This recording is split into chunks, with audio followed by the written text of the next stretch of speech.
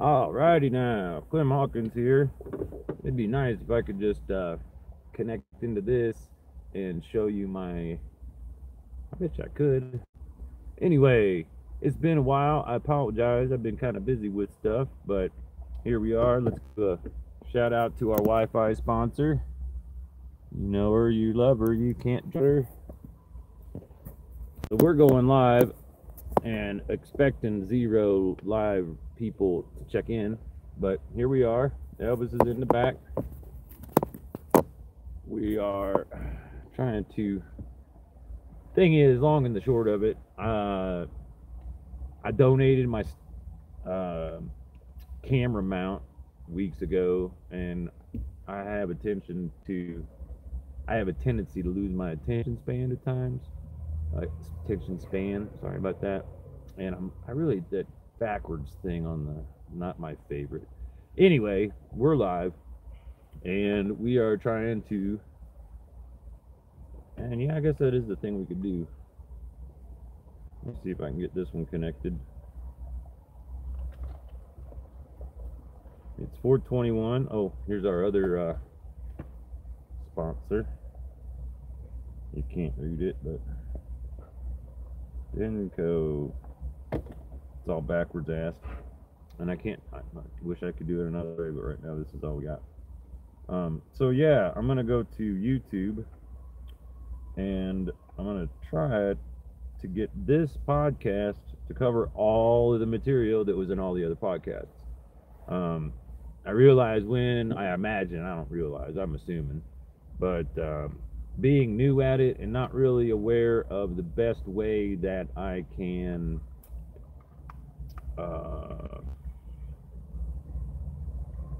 appropriately and professionally get these things out there. It was in December, so I guess it's been 5 months that I have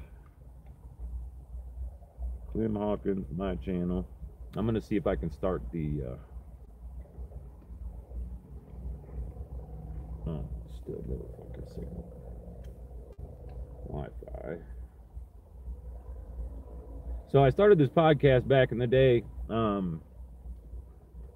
The easiest way that I learn is by trying to teach somebody, and that may sound like really retarded to most people, but when I study something with the intention of teaching someone else, I'm more diligent about it, and I'm pretty gosh dang it, this is stupid new. Not a big fan of the new Starbucks Wi-Fi shit where they make you give them their email. Used to be all anonymous. Annie Mousley. Oh shit, I'm Clem Hawkins. Hawkins, HAWKINS. Email address, ClemHawkins at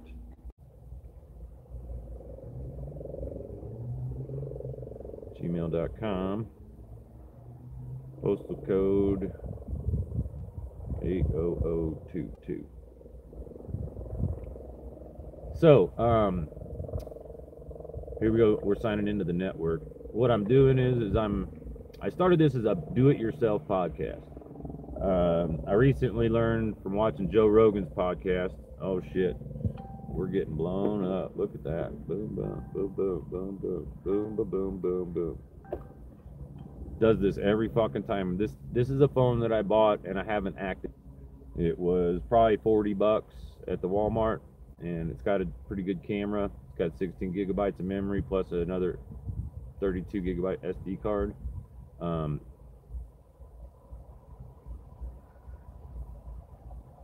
I recently had a situation where I couldn't find my Jeep.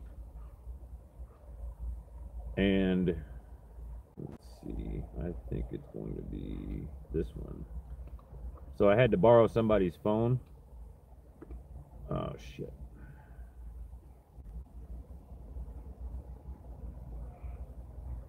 You're not early, you're late. So since I wasn't early, I guess I was late. Oh shit. This is the password, not my sign in. So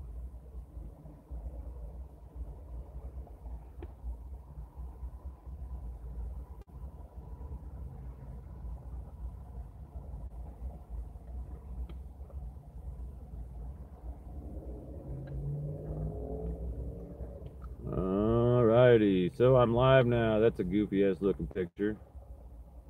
DIMWIT Publishing, possibly. Say playlists. Let's go with, well, DIMWIT Publishing is going to be, let's try this one.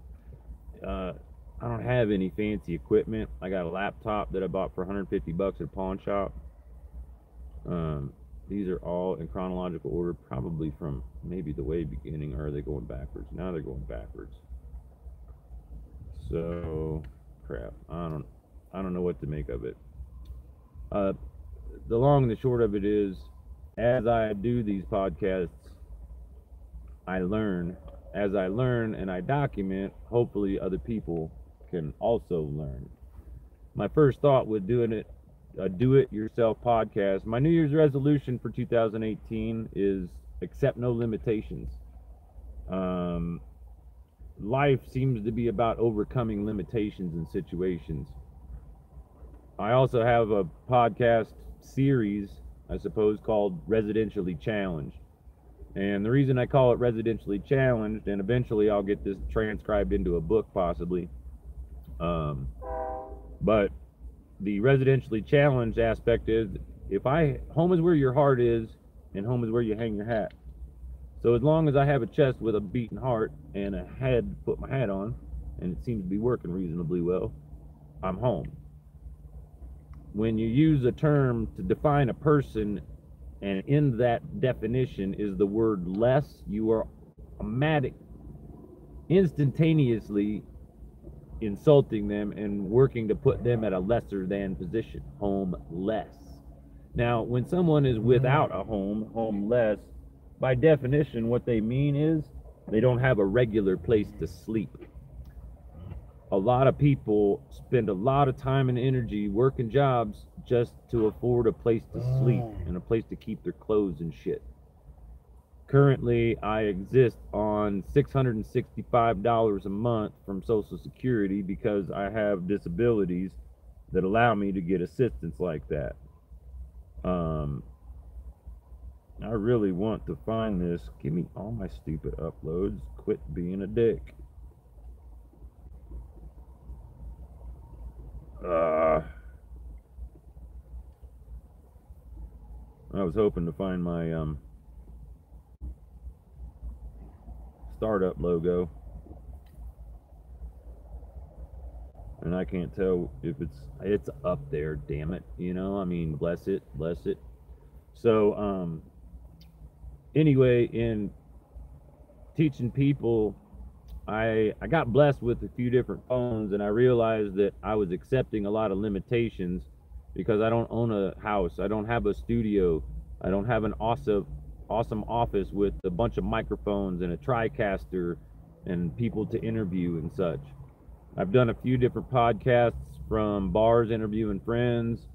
For a number of weeks on Fridays, I was podcasting live from a barbecue place in town with a good friend's band, Brownie and Friends, Brownies,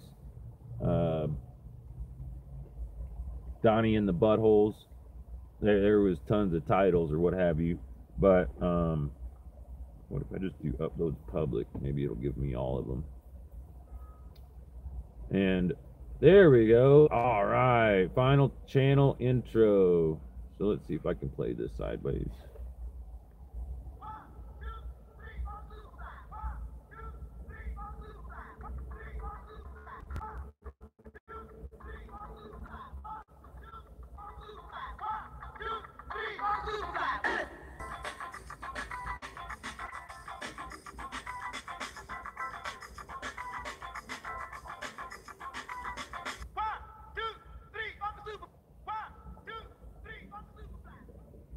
Alrighty, and we're live. So that's my do-it-yourself little intro using two phones. I use my computer with some software because I'm kind of a computer dork. It was quite a challenge and a learning process to get the thing to spin, and as you can see, there's lots of room for improvement. The biggest thing about, I suppose, the message that I have to share and the things that I hope to get across for people is we all have limitations. We have fears, we have issues, we have pasts, we have heritage, we have genetics, we have habits, good and bad, and otherwise.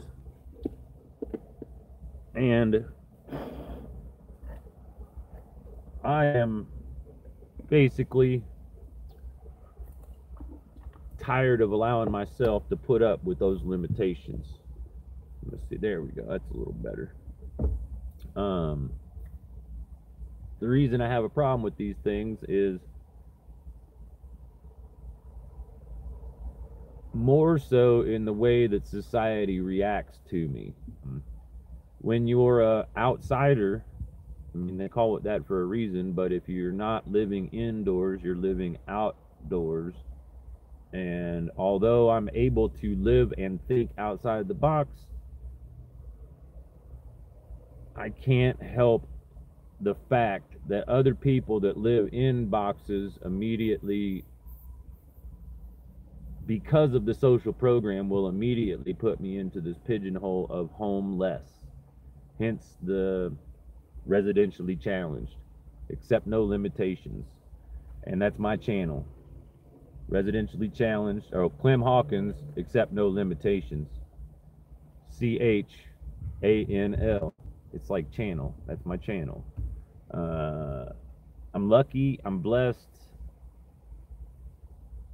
These things happen on accident, but when I acknowledge them, I'm with it, I flow with it. When life seems difficult, recently I had a challenging situation, and when the situation was over, or when the situation had concluded, when that day had concluded, that situation had concluded, it was really interesting for me because I was able to look back at that situation, and I was able to, it wasn't that I was able to, it's like automatically my brain went to all of the things I was grateful for. I prefer not to go too in depth with my persistently and difficult situations. Not persistently, that was a horrible turn of phrase.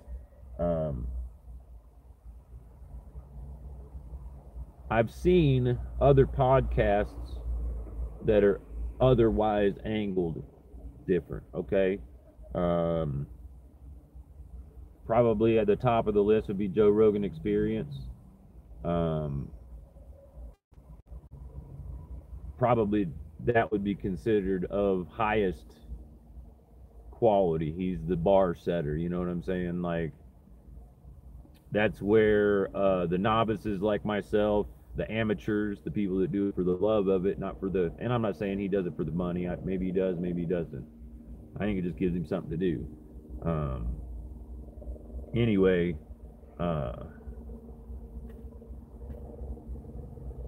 that's the top level. I accept the fact that my technology is limited. I accept the fact that if I can do it in this situation with the silly little phone, this is almost an exact duplicate of the phone that I am using to do this podcast.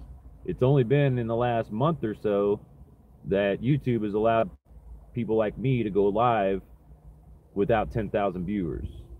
I think I have 13 or something. So hi, you guys. If you get subscription notices and you choose to watch this, leave some comments. Say howdy. Give me something to talk about. I guess I could do, it's kind of fun. How about we do that? Since we're not down with accepting limitations, what I'm going to do is I'm going to go live on Facebook at the same time I'm going live on YouTube, so the people on Facebook will see that I'm live on YouTube. I'll see if it works. It's a challenge. I'm working to figure that shit out. So I realize and accept that a lot of people have regular times. I'm choosing, actually I didn't choose it. I've been to this Starbucks around 4:20 a number of different times. It would probably be a whole lot better if you didn't have to listen to all that fucking highway noise. As you can tell, we're in the lovely Chateau de Cherokee. Elvis is back there panting. That's his way of complaining at me because he wants to have the breathing whatnot, so might have to turn the AC on. So what I'm gonna do is, oh, I wish I had a third phone working. I'm gonna go live on the Facebook, and then I'm gonna use it to promote. Where are we at? Here we are. We are starting live video. Start live video. This is how I always used to have to do it, and because it's limited. Hey, we are live, and as you might be able to see, where is it? Where is it? We are live. Come on, little camera. We're in that camera. Where you at? Oh, you can't see that for shit, can you?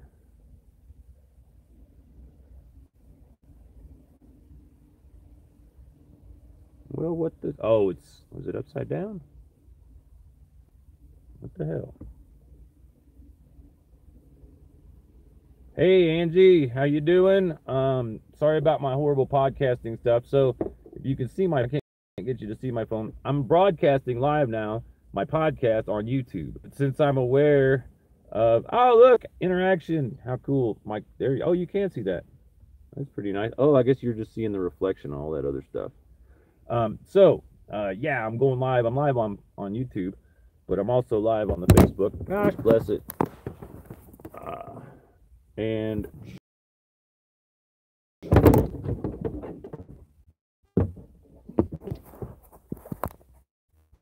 answer your, oh, gotta rotate the device.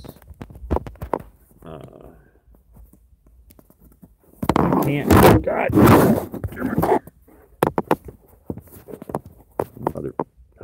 There we go. So, I'm live on Facebook. I'm live on YouTube. This is the Clem Hawkins Accept No Limitations podcast. How are y'all doing? It's nice to see Angie Jackson Whitmore from Cape Town, Cape Retardo. I spent a summer there, kind of grounded. That's an easy way to put it. I think to start my podcast, I'm going to start with a rolling lesson. Here we have some trim, $60 an ounce. Some pretty dank stuff. Can you see that in there? And I'm going to teach you how to roll a 5150. You can time me on this if you'd like. Now, a 5150 is 50%, 51% weed and 50% tobacco. Back to thinking of Miss Angie Jackson Whitmore over there in Cape Girardeau. I taught this to Cole. If Cole gets a chance, Cole. Cole, Thomas. Anyway, here, tobacco, herb. What's the trick? Everybody wants to know, how can I roll so fast? First trick is get lots of practice. Tuck all your corners. What? What the shit's my phone crapping out for? Well, hopefully they'll tune over into the YouTube. I don't know why it fucking crapped out. Go live, you piece of shit. Now, the idea of a 5150, number one, I started doing it.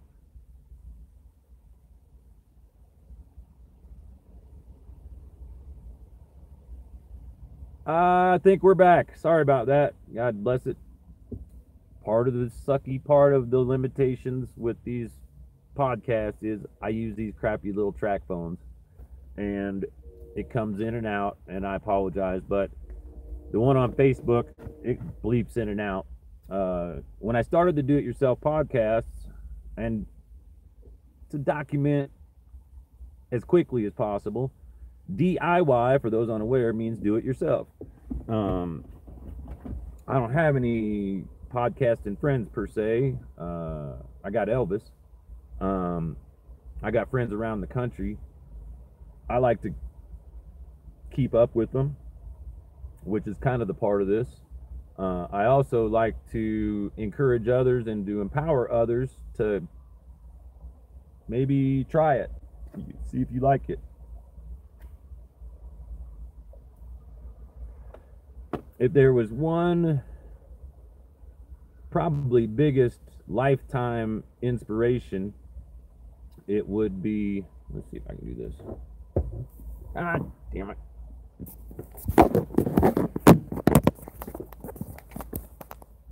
Sorry about that, YouTube people. I'm dealing with situations here. I guess I could do it that way. God, fucker. So, that works well enough, I suppose. Even though it's fucking crooked. God damn it. And that one's crooked now, too. So, hi back again. 21 minutes. I should probably go to 24 minutes and then start over. I tend to screw up sometimes. Oh, there she is. Hi back again, Angie. Yay. Sorry, my phone crashed out on me while I was doing that last one.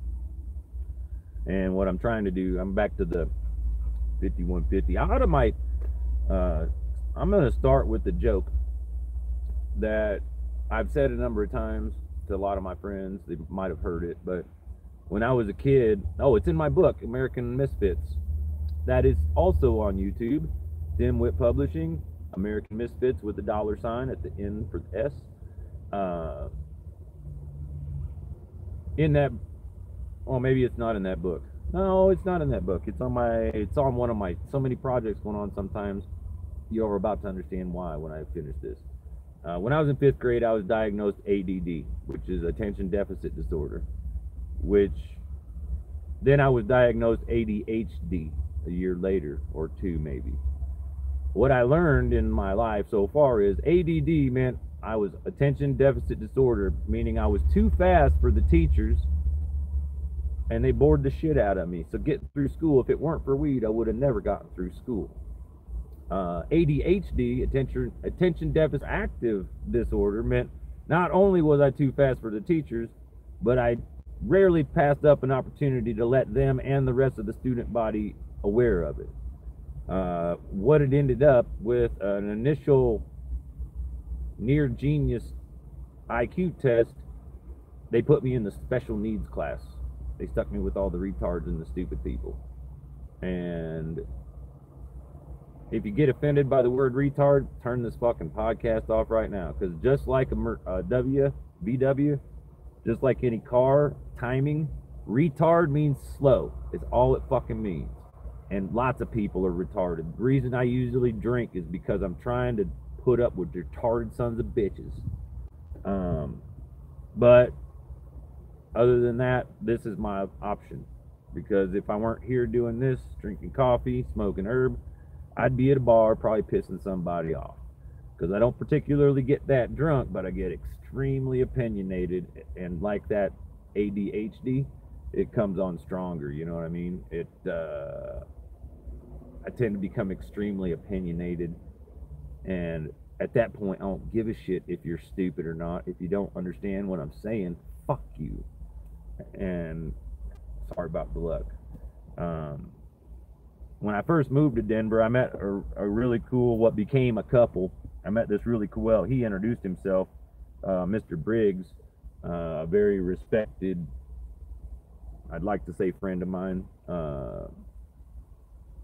guru, teacher, nice fella to hang out with. We met at the Grateful Dead bar down on Colfax, and he and I would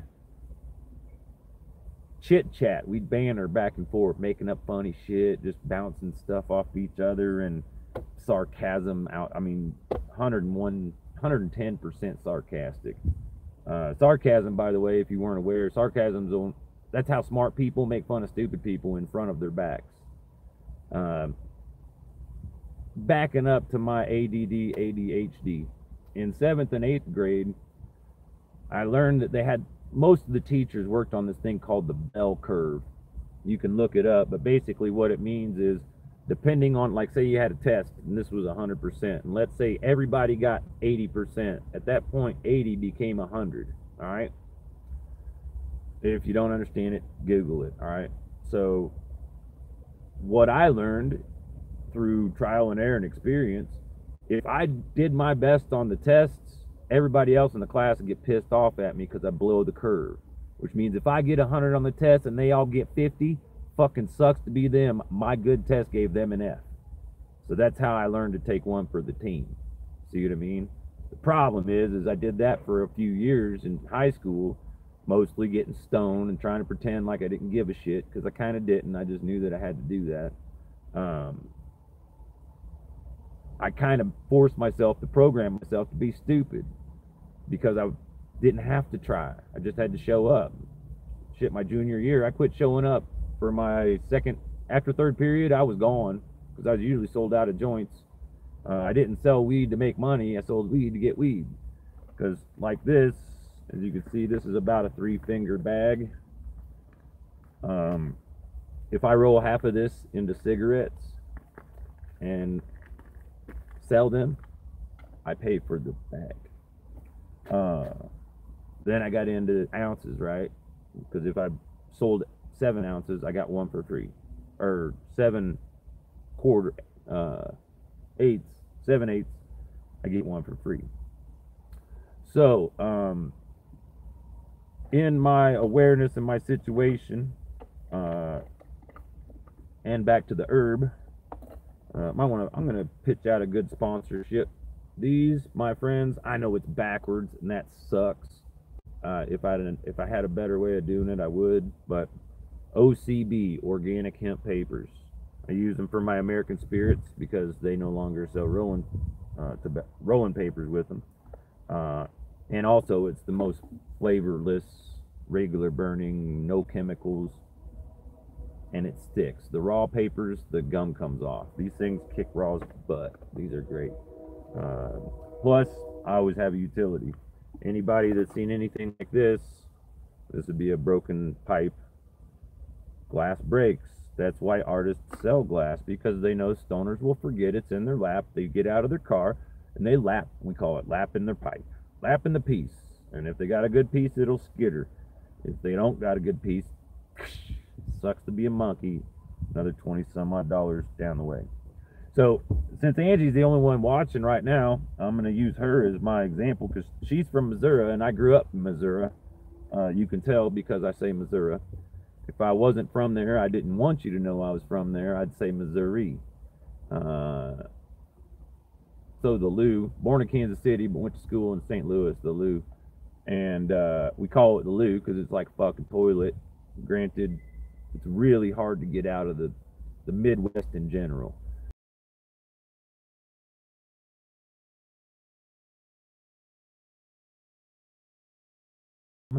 And you only want to go there if you're visiting and you got a way out. Speaking of Miss Angie, I met her when I was visiting, and it took me a while to find a way out. And she's one of the coolest people in. If she tags, well, just saying. Her and Thomas Kale, both of which I met at a bar when I was sitting around trying to put up with shit even bigger dummies. I mean, I came from there. I'm not saying there's not an intellectual in Missouri. Mark Twain's from Missouri. There's lots of intellectuals that are still there. But most of them, it's not their fault. They're just programmed to think you can never escape. You know, as soon as you got... I mean, I was explaining to this somebody the other day, and they said, I never realized that. I never thought of it. So, kindergarten through 12th grade of your life is spent being it's your for 12 years, all right? From 0 to 6, you do wherever your parents put you, whoever's raising you. After 6 years old, you start school, and I think it's a state federal law that kids got to go to school unless they're documented homeschooled or something like that, which means that the parent has to qualify to be a teacher and be able to have the time to teach them and not have to work.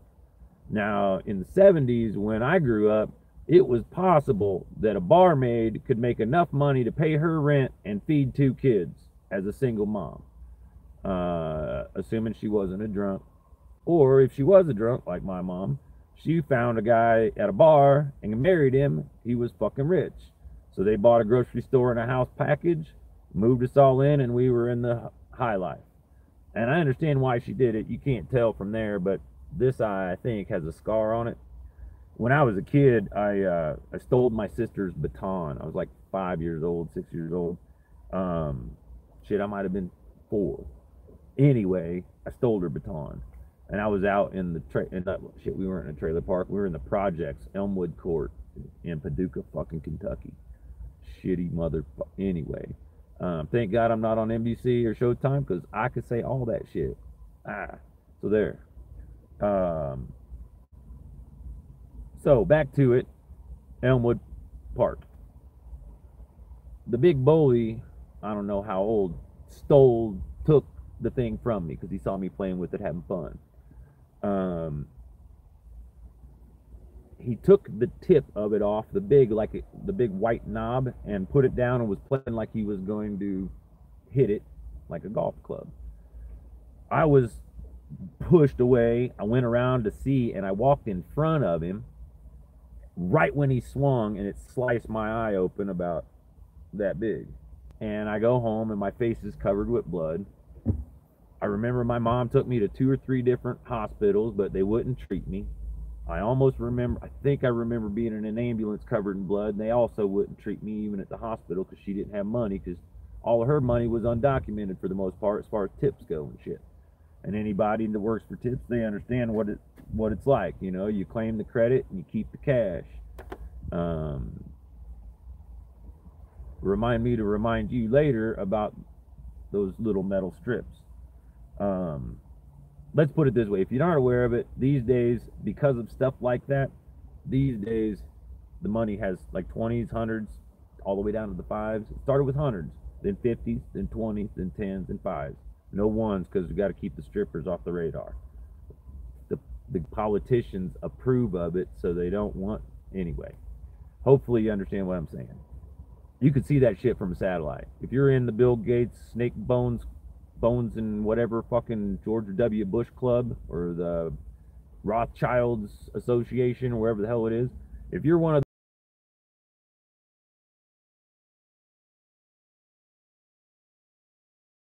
find it, because it's out there. Now we got these smartphones. They have GPS. Even this one here, the Facebook one, my Facebook camera, it's not an active phone. It's just a regular phone with Wi-Fi capabilities, like as if I didn't pay the service. I'd never put service on it. I bought the card, but I can't figure out how to put the... Anyway, the other one, that's the YouTube. So for my YouTube no viewers at 33 minutes and 40 seconds, I do that so I can remember later, because the way I started this is I would... Oh, back to my joke. Recently I went to the doctor. He said I had ADOLAS, like attention deficit. Oh, look, a squirrel. Elvis is like, where? You want to say hi to the peoples? There's Elvis. Say hi, Angie's. No, over here, Bob. Over here. That's my pretty Elvis. The reason I bring look a squirrel up, it'd be a good podcast thing, because when I do this, I get more like that, but I care less about all this other shit. The thing I like about the podcasting world, if I'm going to just put it as that, I can do it however I want. There's no rules. There's no... Oh, back to the most motivational squirrel. A movie called Pump Up the Volume. It was, I don't know, 90s or something. Christian Slater and this little hottie girl, the eat meat, beat me lady.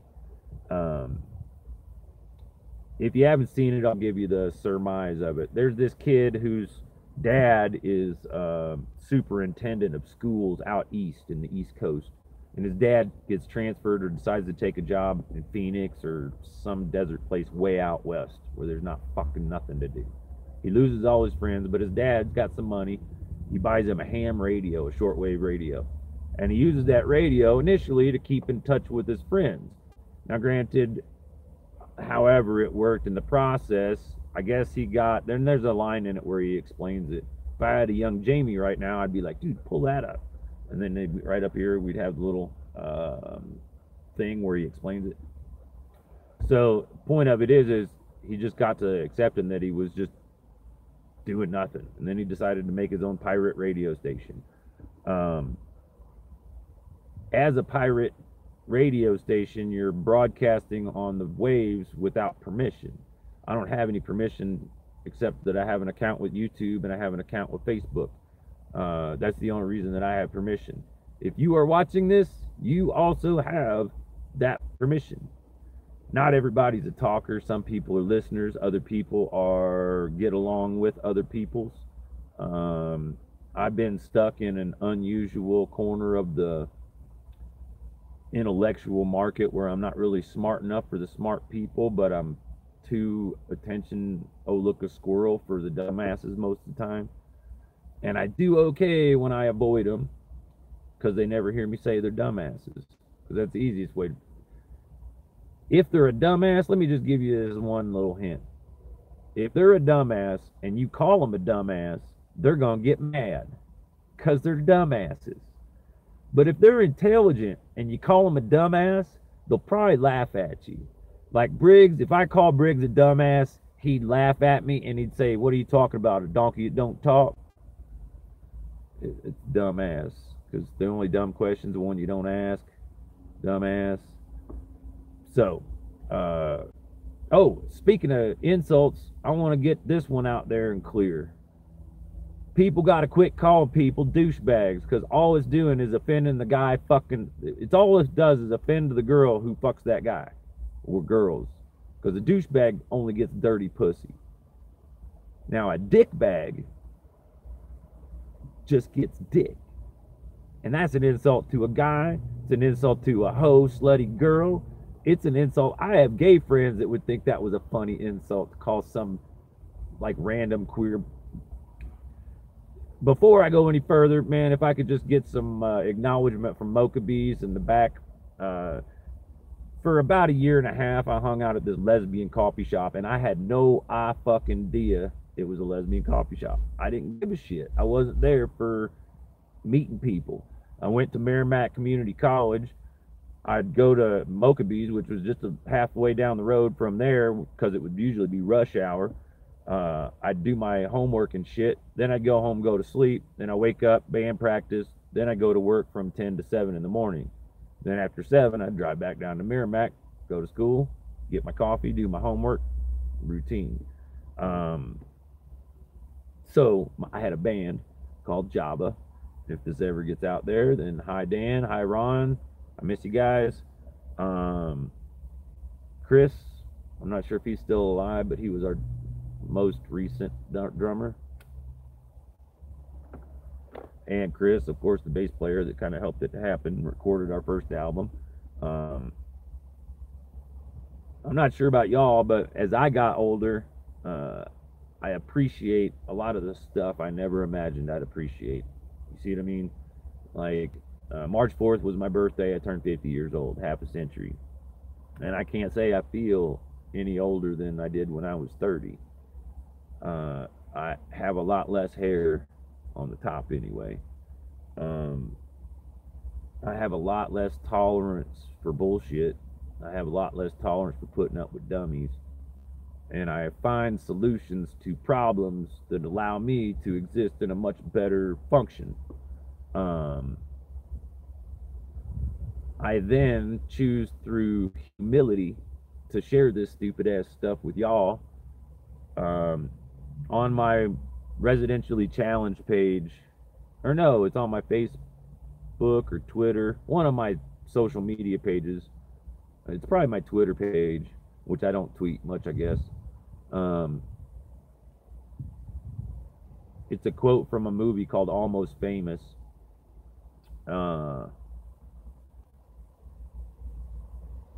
Basically, I'm trying to remember who the person the quote's by.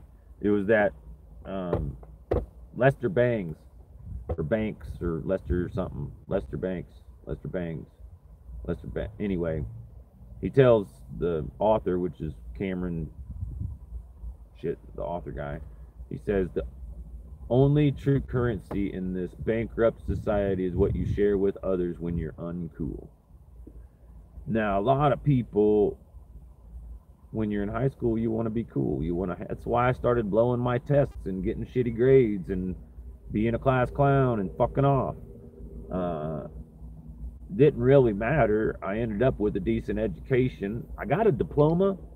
It took me an extra year going to a half day of school, and I got my diploma, and I went to the central office to get my diploma, and it was absent. It was not there. True story. I have never in my life seen my personal diploma.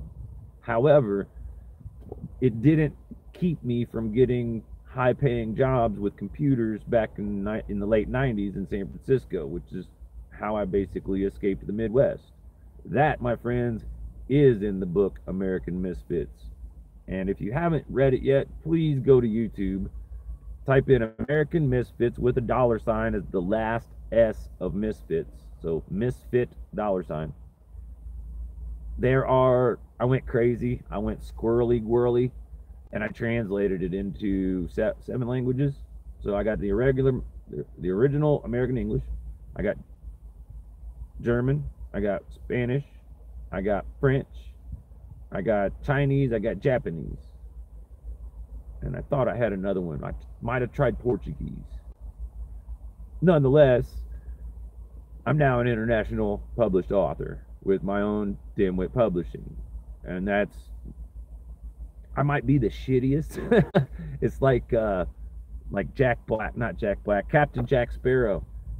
When the guy goes, I heard of you, you're the worst pirate ever. And he goes, but you heard of me. Now, to y'all doing it yourself out there, if you don't do some stupid ass shit like this podcast, people ain't going to hear about you. I have tons of different ideas, and I'd really like to be able to get to the point where I had a camera person. One of my ideas is to go fly a sign, which means to get cardboard signs and a Sharpie marker and to allow the universe to give you what you may need. If you need advice while doing that, be honest or be funny or be both, but don't bullshit them, because they'll read through the bullshit. For example, if you see somebody with one of those fucking signs out there and they ain't got a backpack on, tell them to kick rocks or a gas can. I guess I saw this girl this morning, so not 100%. You got to take it on a case-by-case basis. Ask them what they need the money for. If I'm walking down the street and a bum asks me for money, I say, what do you need it for? And he goes, I want a beer. Here, if I got it, sure. You're being honest. Oh, because I need 37 cents for a cheeseburger. Fuck you, crackhead. Kick rocks. You ain't getting none of my change. I'm as homeless half the time, and that's another benefit of being residentially challenged, by the way. Anytime they ask me for money, all I have to say is, dude, I'm homeless too. Or I'm on the road, I'm outdoors too, so why don't you ask somebody with a house and a job? It's that simple. If you got a house, you got a job, maybe you can afford it, maybe you can't. In Denver, shit, it was hard for Kale and I to try to even function a trailer, which was $400, $500. I live on $665 a month. I am probably the poorest government. I'm paid by the government. No, wait, is that? Well, I guess Social Security is U.S. government.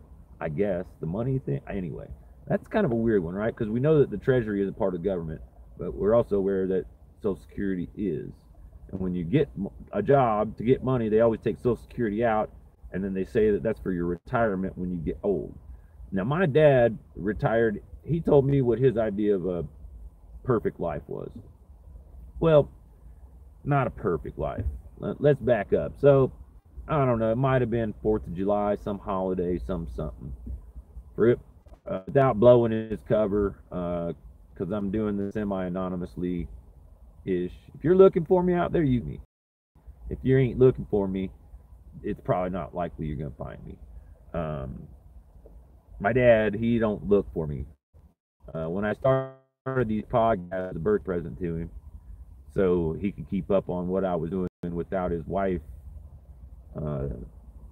interfering. Without going into too much detail,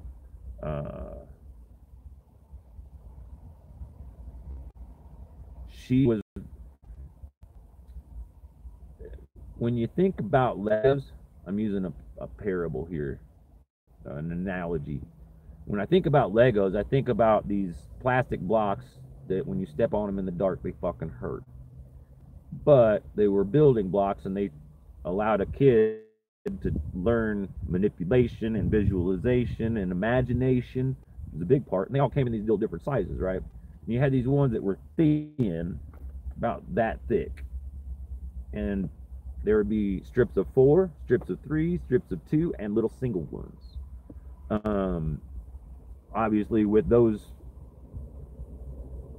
5, with the 4, with the strip of 4, 3, 2, and 1, you can make a pyramid. I function on them big ass. I don't know. I don't very well. My stepmother. Let's imagine this is one of those big flat boards of Legos. Now, if I put a big long leg like that in one move, and then over the course of a year, she puts 1, 1, 1, 1, 1, 1, 1, and then she goes 1, 1, 1, 1, 1, 1, 1. No longer is my Lego influencing my dad's opinion. You see what I'm saying? If you're young, if you're old, if you got kids, figure it out, because it sucks. If you're lucky to have a good parent, you're lucky, and you should let them know. If you've had a good parent, but then they change, parents can be like friends, in my opinion. If you don't like them, don't fucking hang out with them. Some people have horrible parents. In my situation, if I choose to socialize, there's a reason that I don't really, I've learned to not accept any homeless benefits other than my Social Security check if I can help it. The Social Security check actually happened to please my dad once again,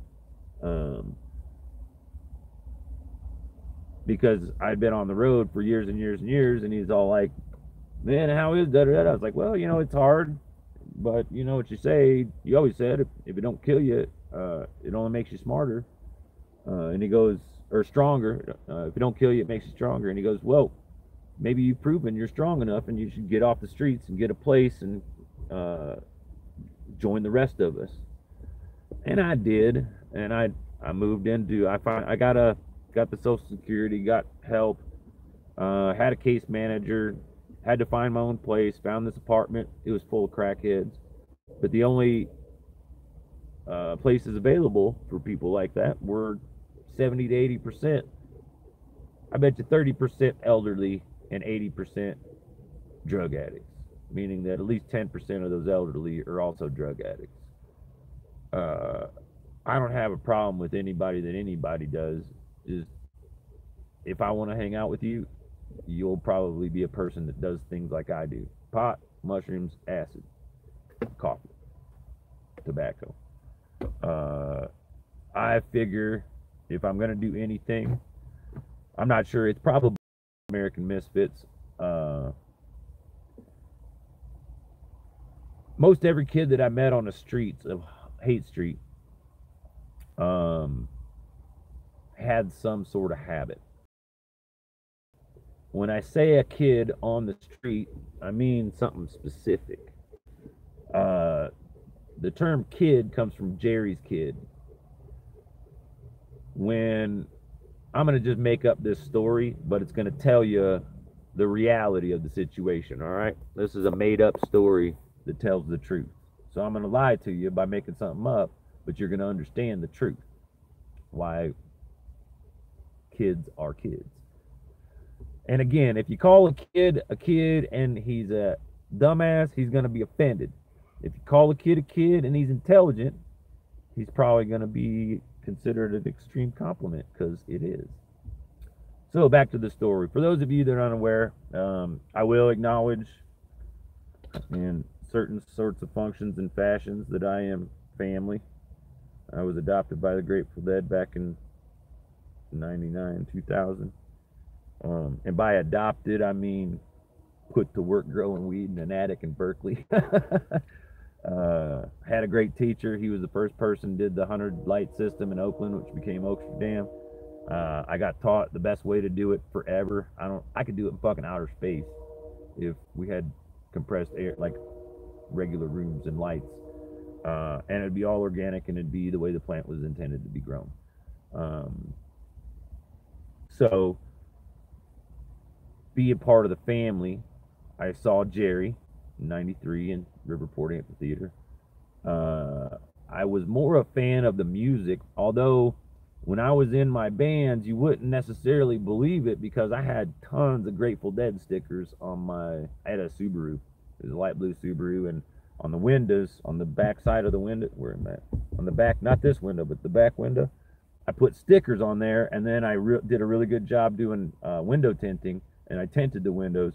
And where I got those is there was this place called Vintage Vinyl down on in Delmar, the Delmar Loop, where Chuck Berry's place, or well, Chuck Berry plays right next door is Blueberry Hill. So I'd always go in the back. They had this guy from I don't know where, East Coast or something. He's a really cool guy, like quick-witted, intelligent, and he sold shirts and he sold basically merch. It was like a mini merch table at a concert, but it was at the back of the record store. So over a while, I bought all of these stickers just because he'd tell me stories. Like one shirt I got, I was like, "Who's Big Brother in the Holding Company?" And he goes, "That you didn't know? That's Janis Joplin's original band.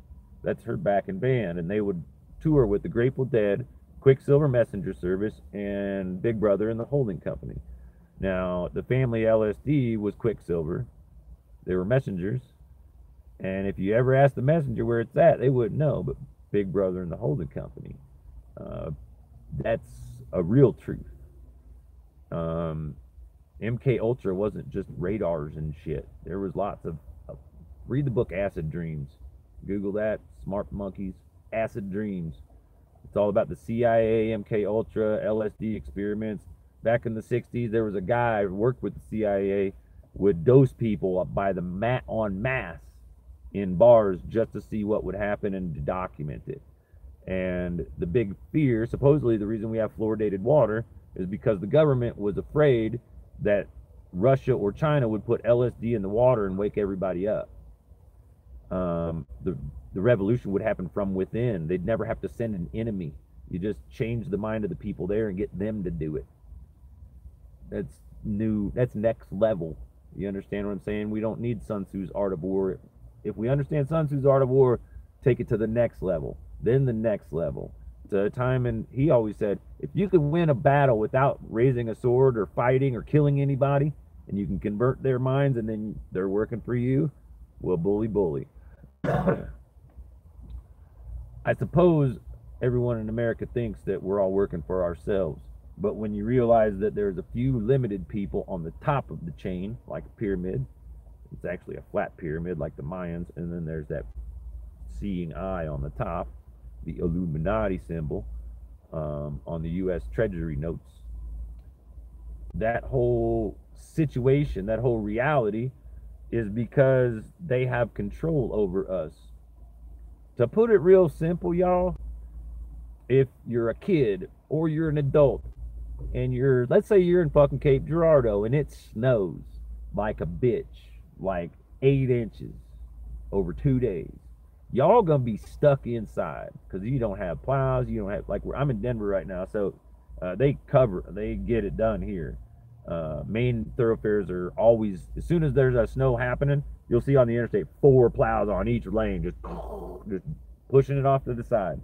And they will do that until it quits snowing. Cape Girardeau, they'll be like, holy shit, we're getting dumped on, it's gonna be heavy, so y'all better go get your groceries and shit, and then hunker down, because you ain't got nothing fucking to do, right? And I'll even back it up to being a kid when I was at my grandmother's house, probably maybe with my sister, my grandmother, my grandfather, thunderstorm, tornado threat, something, power goes out. Granny gets candles and we play board games. Monopoly, for example. The game of life, for example. The game of Risk was a little bit more advanced. That's kind of like college, intermediate level. The game of world domination. my experience says the only way to dominate the world appropriately via the game of Risk is from Australia. And imagine that's where the Aborigines are. Another book suggestion, A Mutant Message Down Under. I just had reality that I've yet to put this out there. For podcasters, do-it-yourself podcast tip number 307 or whatever the hell it is. It's a lot of fucking work, but if you got nothing better to do, might as well. Mighty swell. See what I mean? So, I got to get back to Jerry. The story of the Jerry kid. All right? 95, Jerry passes away. So this is a story in 97 and a half. I'm not sure when Fish started touring, but when Jerry passed away and the band stopped working, thousands upon thousands upon thousands, possibly 20 to 50,000. That might be a moderate. I'd love that number if any deadheads out there will like check this shit out. A lot of them lost their jobs. Their jobs were creating this environment called Shakedown Street, where they were vendors of arts and crafts, of acceptable Grateful Dead merch.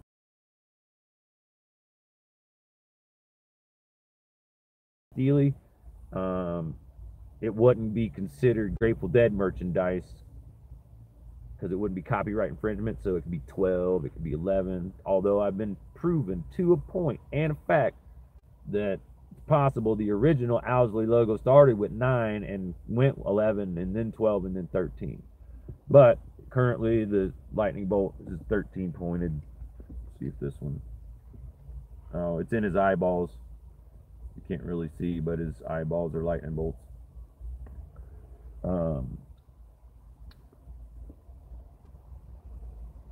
To give a background to those that aren't Grateful Dead aficionados, the band's popularity began, from my awareness, during the 60s when Ken Kesey and the Merry Pranksters, never prank a truster. Just saying. Ken Kesey and the Merry Pranksters would do these acid tests.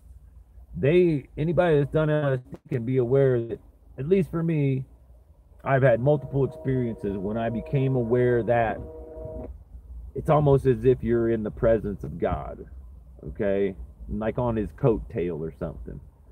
Not really in his room, I don't know, in his vision. You feel that there is one there. It's not for me, it wasn't necessarily visually represented. It wasn't anything like I've been told. I've not done DMT, but I've been told, and I've seen Alex Gray's work. I've done art, pointillistic art for my didgeridoos, and then on panels.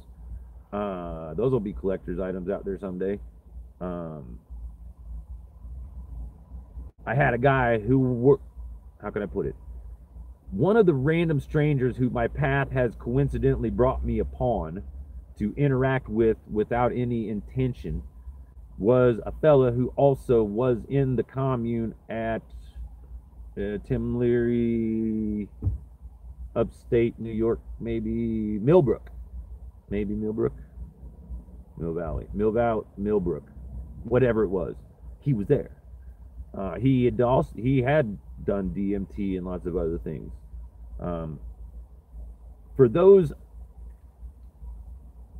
For me, I'm just going to put it for me. When it comes to the psychedelic revolution and the forefathers and the founders, the originators, the first ones who did it, the OG pirates, there's 13 of them. If you can ever find the book 13 Magic Grams, I highly recommend it. Supposedly back in the day, there was this wives' tale that somebody in America got one vial, 1 liquid ounce of LSD or something from Sandoz, Sandoz. If you Google it, you'll see it, you'll find it. Sandoz images, you'll see what I'm talking about.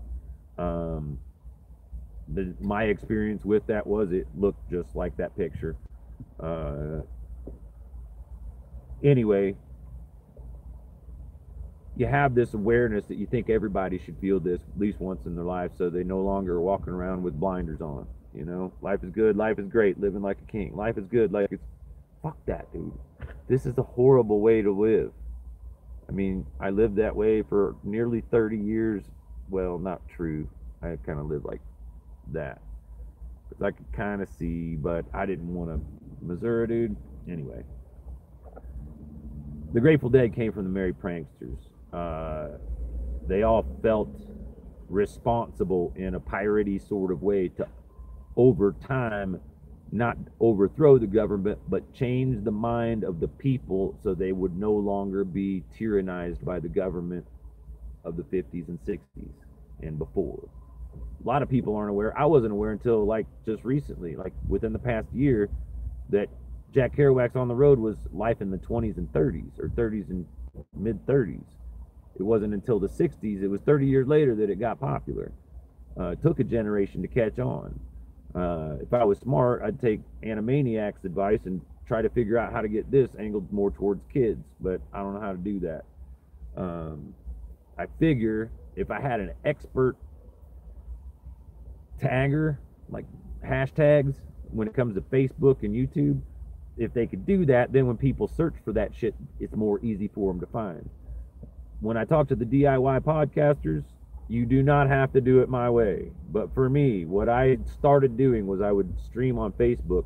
It would record. Then, because my phones were limited to 1 hour of recording time, and I can run with the mouth for as long as there's weed and coffee. Then I would modify it, edit it, put the logo on it, music intro, and put it on YouTube. I might have I probably don't have 100 different ones yet, but I could.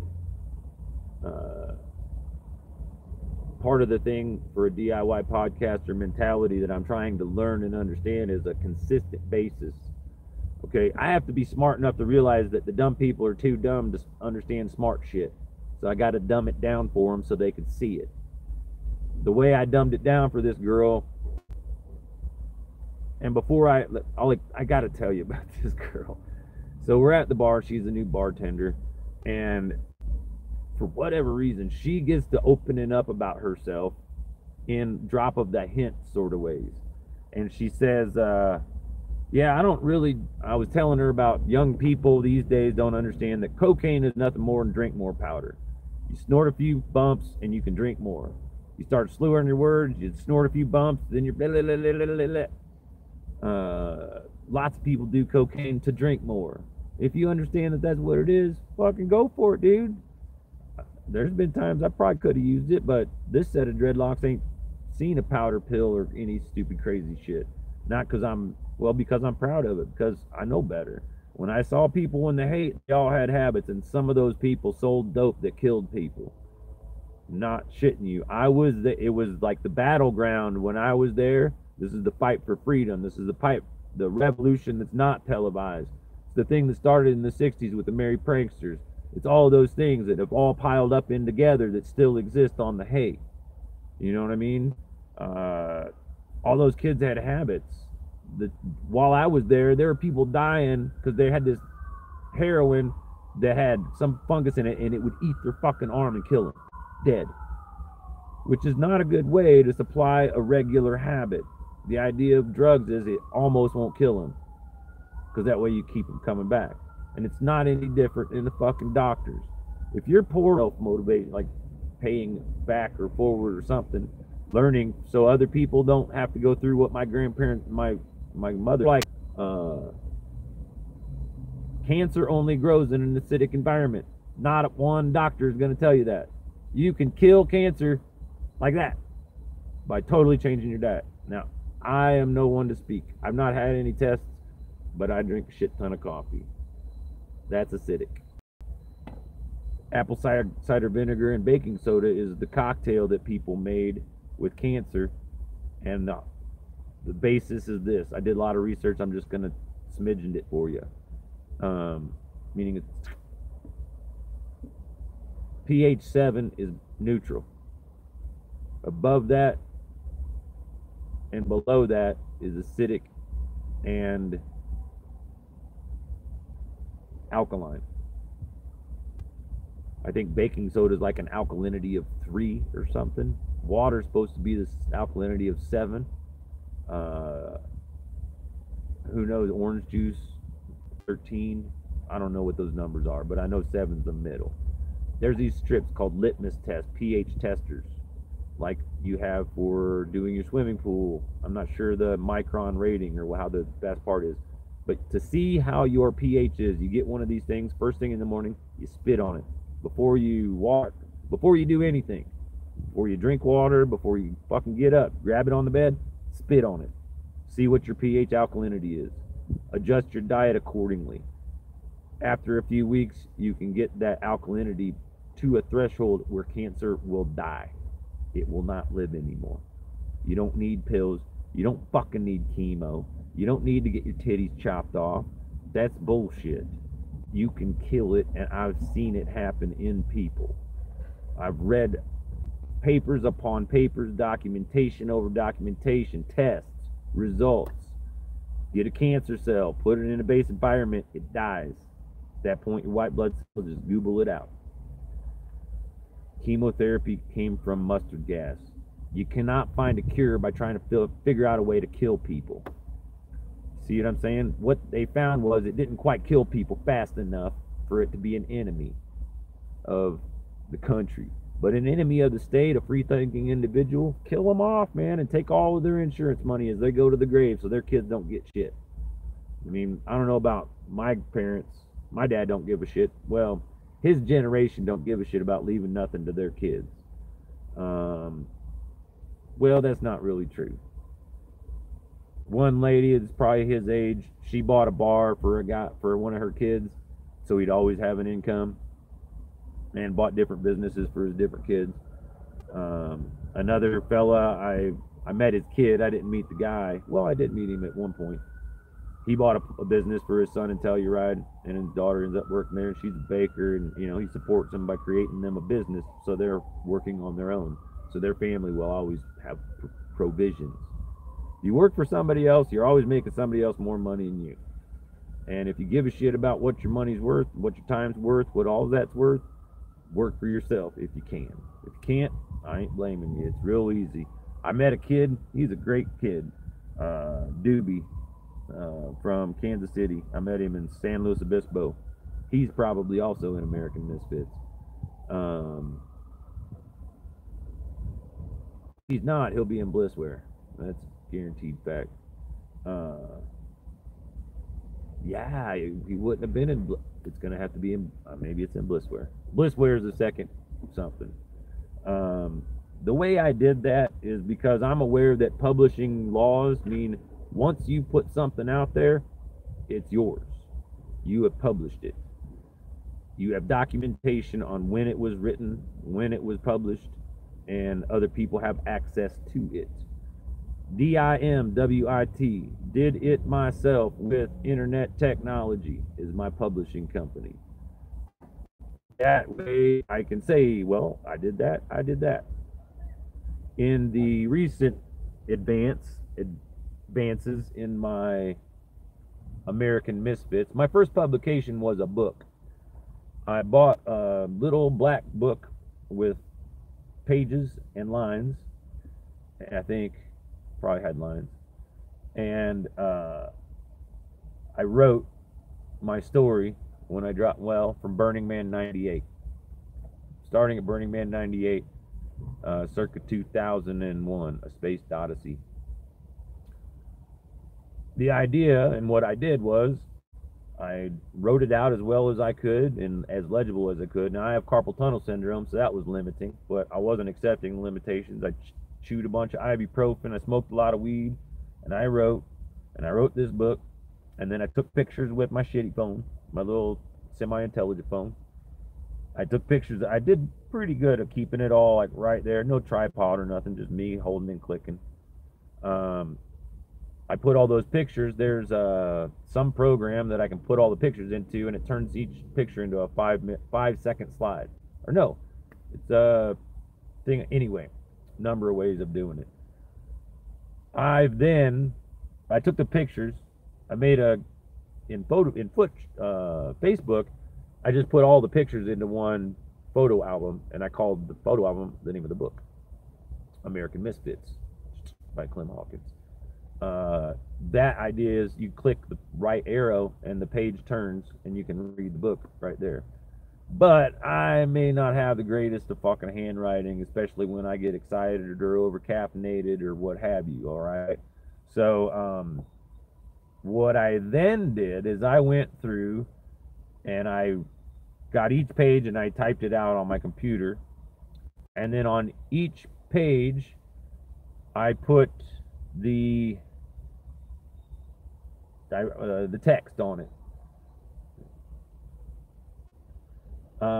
Once I put the text on it, then the picture in the folder, when you click on the thing, it would flip the page. You would see the handwriting, but in the description you would read the text. Then I took all of those into one Word document, created a PDF file, took the PDF file to a place on the internet that turns it into a MP4 video, and then it was a slideshow video with each page of the text flipping like that. If you go on YouTube, you look up Clem Hawkins, American Misfits, second edition text, possibly, is the best outline I've found, I think, so far. That if you make your screen on YouTube big, or possibly on a phone, if you just hit the right arrow, it turns the page, but it's in text, so you can read it. The trick to that, I'm not probably sure I'm gonna mention it anyway, because if somebody gets to the point of hearing this, they won't. It's the only way you can communicate on the internet without the computers fucking knowing what you're doing, because they don't decipher ASCII text once it's turned into a video.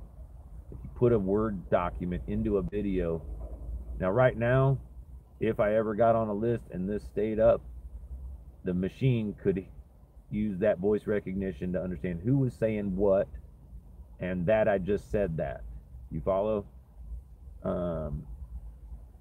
If you ask what is that, it's a word with ha in the middle with two T's on either side. T-H-A-T. That. Ha. Two T-T's.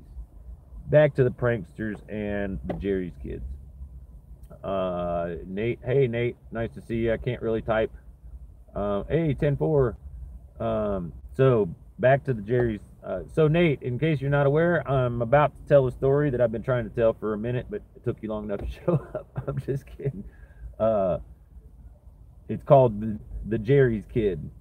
1997, we'll call it.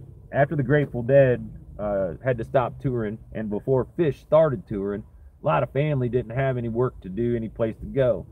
A number of them might have found themselves with a whole van full of stuff that was normally for a Grateful Dead concert.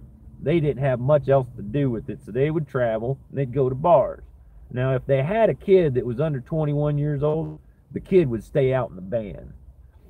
And when these people would go to these bars, a lot of times they'd be wearing tie-dyes, have dreadlocks, be all hippie-like maybe. They go out, they go to the bars, and they get talking to people. And this is way before anybody had legal, recreational, or medical marijuana. So success might have come from going from bar to bar to bar and meeting people you could talk to that would be interested in some weed. Then you could sell them some weed and have some money to get on down the road. But there were certain aspects of safety that was involved with that. One of which was called a guardian angel. Now, the kid in the band didn't have to be your fucking kid. Could have been just a kid. If you weren't related, but there was a youngster, say, runaway or something, and you go into the bar, they ask what your name is, you say your name is Jerry. So that way, when they go, where do you got any? Oh, there's the kid out in the band's got some. Just go see the kid. Go out to the band, tap on the thing and say, is Jerry's kid in there? Man, my kid will open up the door and he'll know that I sent you, because nobody else is going to knock on my door. Somebody else does, that kid might blow him away with the shotgun. Anyway, the kid being under 18 years old would not be incriminated the way an adult would be for dealing some weed.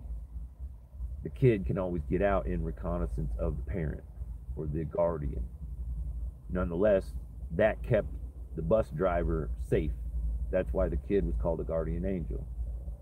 Because a lot of times, like, the kid didn't know he was carrying 10 sheets of fucking LSD, but hey, kid, keep a hold of this, and if I need that, my notebook, you stay close. That's your job. Just stay close with my notebook. Don't get lost.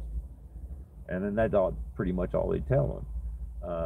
A lot of the business, a lot of the family stuff out there was supporting the originals in Mendocino and Humboldt and Trinity County. As hippies left San Francisco back in the 60s and 70s, they kept going further and further north so they could get as far away from cops as they could. In Mendocino County in around 2000, probably 3 or 4, the sheriff of Mendocino County was quoted as saying, if I arrested everybody in Mendocino County who grew weed, there'd be nobody left to vote for me. And the sheriff is a voted position. And if you take over a county, you have the power and the authority to elect your own officials. Hunter S. Thompson once ran for sheriff of Aspen just to piss him off. He didn't. He did it. If he really meant to do it, he'd have done it right. He ain't stupid. It's not a dumb horse. It's just a smart horse pretending to be dumb. Like in Lone Ranger, Johnny Depp again. I find it interesting how a lot of that influence has crossed the cultures. And there are always probably going to be LSD influenced bands. It's a span of music from the 60s or 50s. Now, once you understood what it was, you probably were either turned on or turned off. You either loved it or hated it.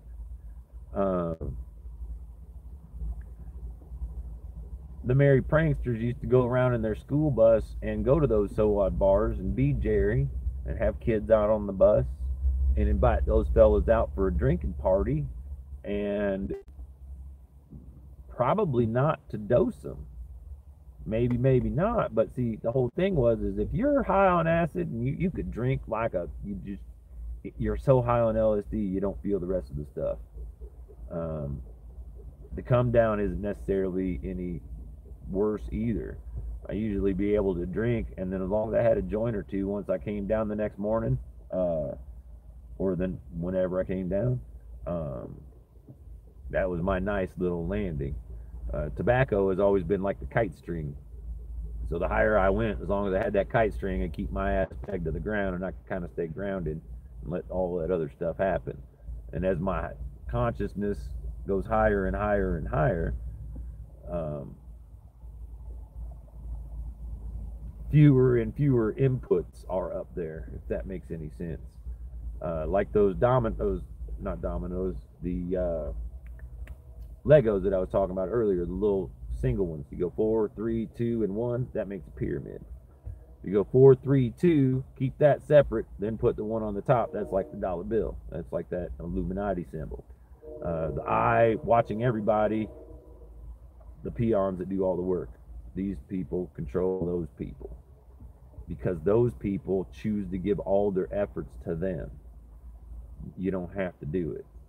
People have a hard time realizing, and it's one of those, if you call them a dummy, they get mad. It's true. The only time I'm wrong is when I'm right. The other day, I guess I was at the bar and I saw some friends. Hey, you gonna be nicer to us today? I was like, I didn't know it wasn't nice. And they go, dude, you were mean. And I'm like, I guess I was just trying to keep up with y'all being smart asses, make fun of each other, and I just surpassed the mark. Oh, you surpassed it all right. I'm like, well, I guess I was at that point where I didn't particularly care, because it's an IQ test. You see what I'm saying? It's like the shit introductory course. I did speed once in my life for about 8 months, and the shit sucks. And that's why the druggies that do it call it the shit, because it sucks. There ain't nothing fucking good about it. Life's too short to be speeding through it. Let's just put it that way. But the problem with it is it's mental when it gets you on this psychological craziness. You stay up for 3 days, you can't go to sleep. At the time, I was residentially challenged in San Francisco. So my problem was I'd do it to stay up so I could walk around at night and be safe. But then in the daytime, I couldn't sleep. Then a night, then a day, then a night, then oh shit, it's nighttime. I need to get another bump or two just so I can stay up until tomorrow. You do that for a week, and eventually you find a space bag and a place on the fucking hill, fucking down that shit with your homies while they watch your ass, and you can just sleep. Camping with others was paramount to survival. Being adopted by the wrecking crew, Woody and Red and Nicole and Steph, all the people in my book, American Misfits. This is the longest fucking commercial for that book, and it's free, so it's not really a commercial. But Nate, if you're still there and paying attention, I don't know if you. Oh no, there's no more viewers.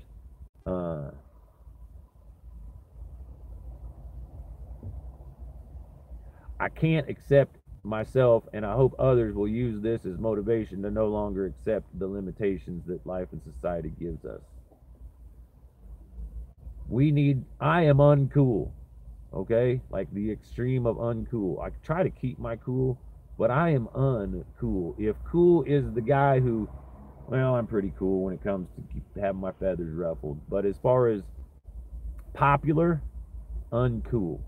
Was in high school. I was a pot smoker in high school. Most of the people would show up to my parties, but few of them would pay any attention to me in the hallways. I got along with everybody, but nobody really associated with me because I wasn't in any clique. I didn't want to be in any group. I was in the stoner group or the smoking lounge group. I guess I was the smoker. Because if you smoked cigarettes, as long as you're out in the smoking lounge smoking your cigarette like it was not weed, teachers usually wouldn't see that it wasn't weed.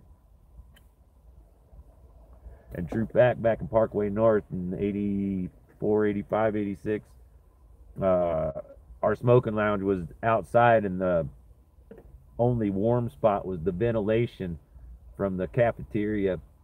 So if you were a smoking lounge kid, all of your classmates knew it was for lunch because when you walked into the room, they could smell if it was like lasagna or mystery meat or whatever it was. The funny part is I'd rather smell like the lunch lady food than the weed that was illegal. But that's another reason why I just would leave the school. Why should I be there when they're just going to harass me for being myself? I'm not sure how to get that. There's comments there, and there's nobody viewing live on either of these. So back to do-it-yourself podcasting. That part doesn't really matter.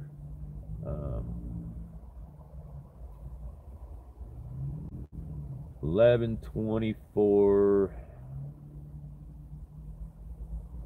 121. I might go to 1:30. I just saw that on this one. I got this little thing right here. My comment deal made me look like a priest. And true story, I've been what do you call it? Ordained minister twice. Back in the 90s sometime, at this coffee shop I worked at, there was a minister there that ordained me the minister of coffee, or Java. My band's name was Java. And recently I ordained myself online with the Church of Inners, or whatever. Ich bin eine Berliner donut.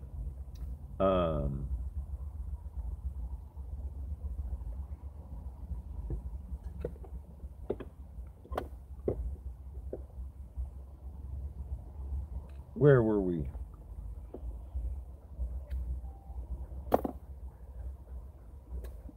I'm hoping that I can consolidate the best of all what I'm doing right now, sort of. You can't see it because you can't see what's in here. I like to share a little something about what's in here. All right. Imagine, all right, y'all are watching me on a screen, okay? And there's a screen, and there's YouTube, or there's Facebook, and then there's a window, and this is backwards, I know that, but up in one of the corners, there's a little X. And you hit that X, and it closes, right? Now, in Windows, when you close it, you see the desktop. The desktop is the furthest you can close, all right? Now, if my imagination is files, every story, every picture, everything I've ever imagined is in there visually somehow. Now, what I see in this reality, not on the screen, but in reality, I can kind of see my hands right here. So that's my periphery of vision, all right? I am TP, I need TP for my bungle. I'm Cornholio, TP for my bungle, Cornholio. This is my perspective. Now, yeah, I can still see that. But that's, anyway. If in my view, right up here, to me it's right up there, there was an X, and that closed, minimize the matrix, see what was really out there. Would I see green lines coming down the thing? Would I see strands of light spinning, vibrating, shapes, fractals? Would I see DMT, mechanical elves, and all things interacting and doing all that weird shit that it does? I don't know. But it's part of what brought me to imagining sharing with people stuff, allowed their...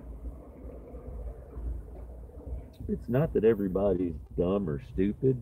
It's just that the system doesn't teach them much. Oh, we're finally to it. The thing I said to the girl, the thing the girl at the bar said, after she says, oh, I'm not really into uppers, I'm more into downers. I like to combine heroin and meth.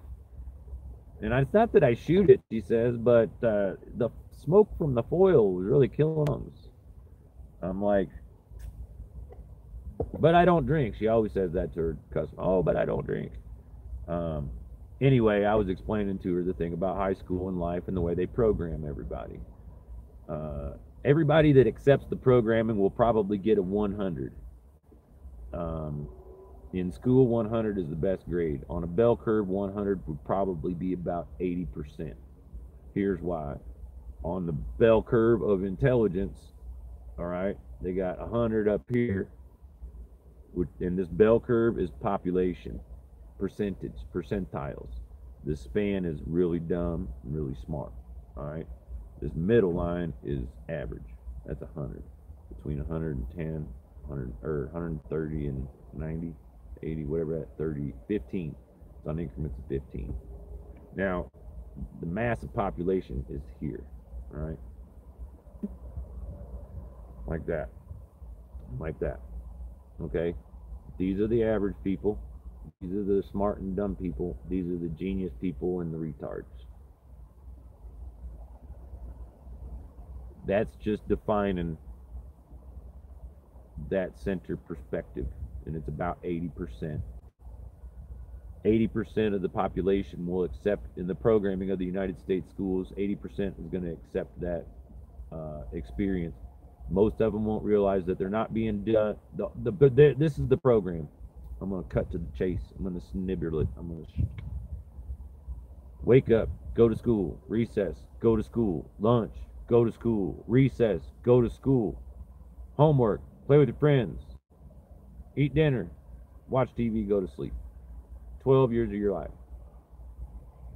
with summers off.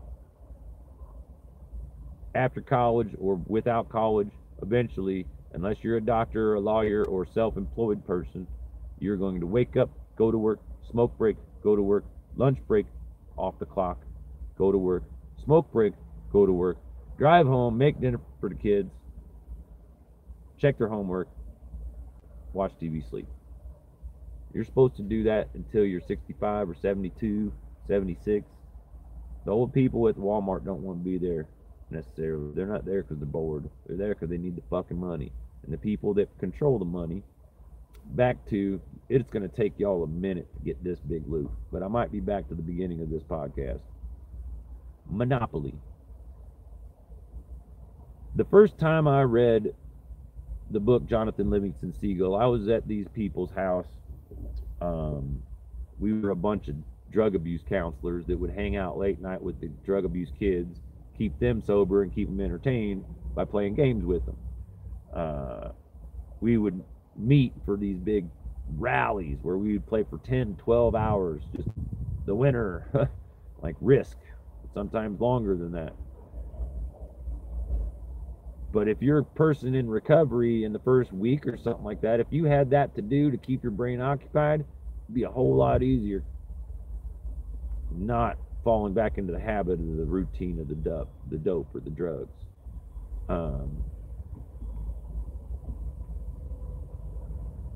I read Jonathan Livingston Seagull in a sitting during one of these games. We were playing Monopoly. I lost early. I sat over on the thing, was going to play some video games, saw this book laying on the floor, picked up the book, Jonathan Livingston Seagull, could not put it down. Wouldn't let him take me home until I finished the book. I hope that American was that quick of an attention grabber. However, it's exceptionally detailed and sporadic as fuck with ass tons left out. I could probably fill 1,000 pages of those 3 years. People today don't have that attention span. I doubt many people, if they ever get to see this, will get to this point. Most everybody that checked in on Facebook were there for a second. They typed something. I said hi. It doesn't tell me when they leave, but I didn't see the thing on the top. And then another guy checks in, types 10-4, he's gone. And pump up the volume. Initially, the character who had his own pirate radio station, I'm not even sure how he decided to start the radio station and open a P.O. box and borrow his neighbor's landline so he could use a cordless phone to trick the pirate people, the FCC. The idea was that the FCC should not be able to regulate our airwaves. And as of my understanding, currently you can do 3 amps, 3 watts, 3 something on a transmitter legally without interfering with safety and this, that, and the other. If the machine ever decided to take us down, all it would take is someone to broadcast the strongest signal on all their bands, and they couldn't talk to each other. I think it's called hot boxing, hot spotting, hot micing. Yeah. Truckers do it. If everybody in the immediate area has a 50 watt amp and he's got a 2,000 watt amp and he hits a fucking tweak on your signal, everybody's radio shuts up except his, and everybody hears what he's got to say. Now, if you can do that on multiple bands, you can keep that from happening.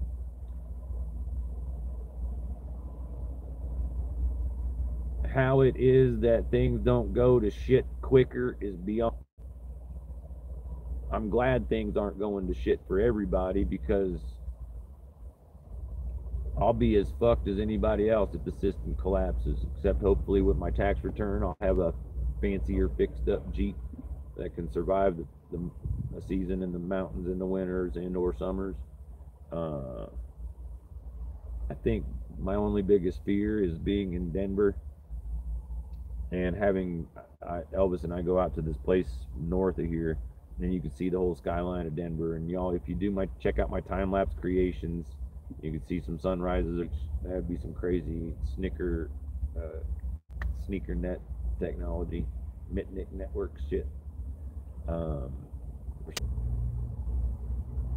Yeah, so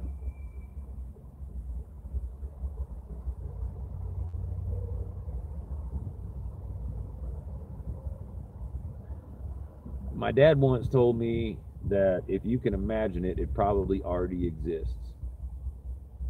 And if you've ever read The 100th Monkey, about Emo, the monkey on the island that saved all the other monkeys and also proved that we as a species are connected with a big bubble, and that bubble, the impact range is 17. That's probably 23%. But 17 was the magic number of the percentage of the population of the island that allowed their bubble. Now, if a bunch of monkeys are doing something, simple story, one monkey, the scientists are feeding monkeys and studying eating habits of the closest to us, separated by islands. So they had sweet potato island, rice island, bean island. Sweet potato island, emo, she gets a sweet potato, goes with the water and washes it off, and then she eats it. And over time, small other monkeys like emo were washing their food before they ate it. Then the kids taught the parents, so the parents were paying attention. So the parents were also washing their food before they ate it. The scientists just thought it was cute. But once 100 monkeys on the sweet potato island were automatically washing their food, all the other islands started washing their food, meaning they would instantaneously choose to just grab the food, take it to the water, wash it, and then eat it.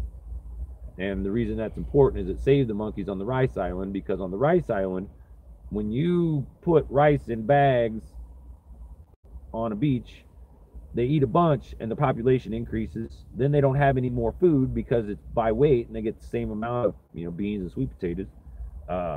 There wasn't enough calories in a bean or grain of rice to pull it out and eat it. So it was always eating at that end phase before the next food shipment was a struggle. Once they were washing it, they would just take the rice that was in the sand, go to the water, the sand sinks, the rice floats, then they scoop it up and they eat it.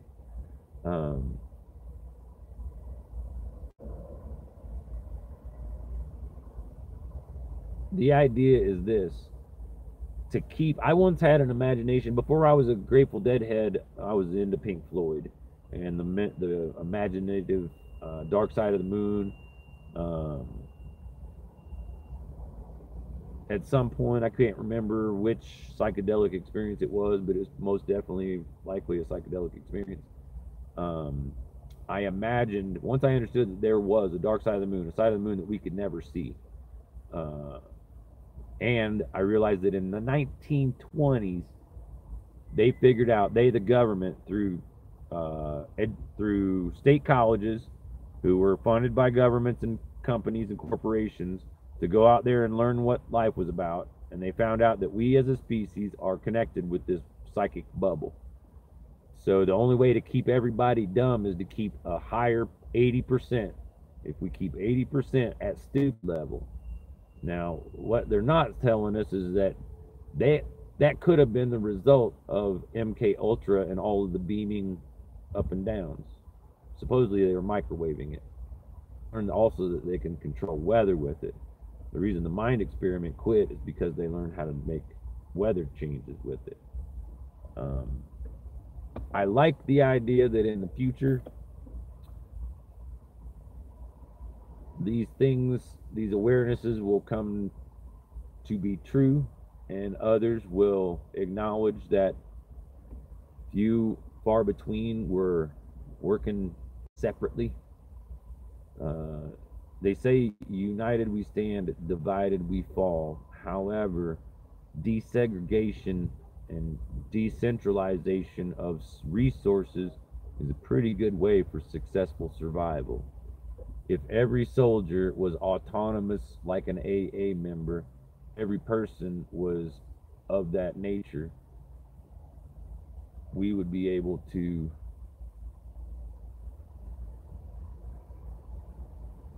work amongst ourselves. I'm not imagining, are there 3 point some odd billion people in the world or United States or something? Let's say there was 100 million. No, there's got to be more. Aren't there more billions? What if there were 100 billion people on the planet? I think it's 3 or 4, but let's say there was 100. Let's say there was 100,000. Let's say there was 100. If 80% of them have been affected by the dummy ray, or maybe more so, 100% were affected by the dummy ray, but it moved their dumminess down equally, like a bell curve. It made the smartest answer 90. That makes the 80 percentile in the 70s or something like that.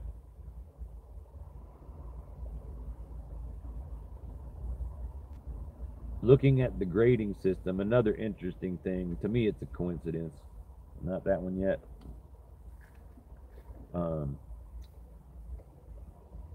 Elvis, do you need business?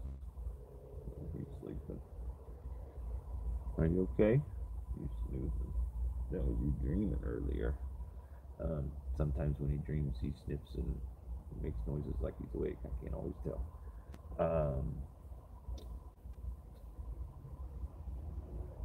I'm not sure if I've squirreled myself out of time.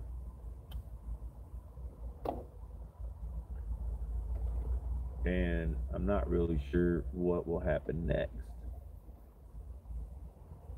The idea that, okay, the awareness.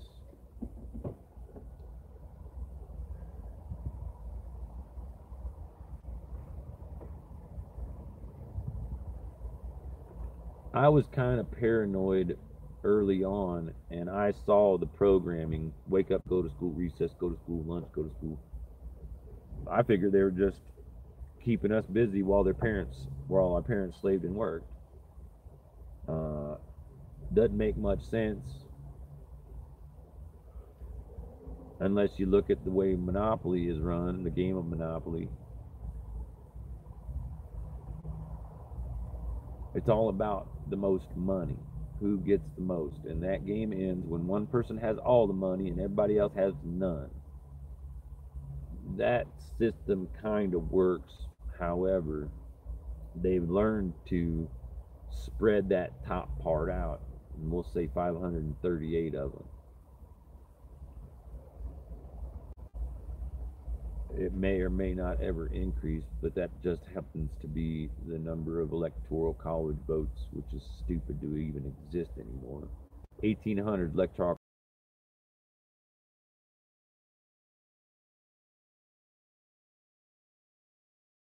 You can trust, take our vote to the thing.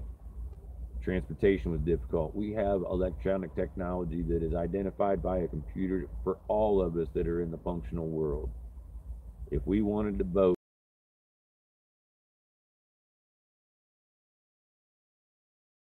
on a thing. Here's the trick. All of our faces now are on camera. I'm not sure how to program by hackers, pirate hackers that do voice distinction and voice recognition modification,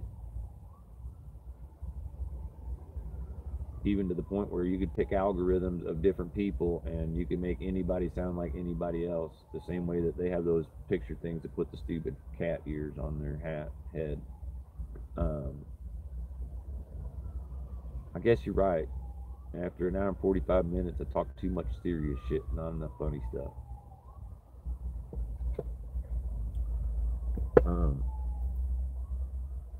The idea of the journaling and the writing, I've read books and seen publications, letters from Mark Twain to a lot of different people.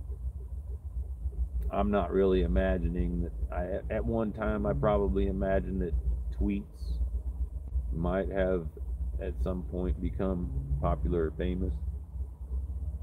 At this point, I'm thinking that I might need to get up. Fuck. I just broke the phone.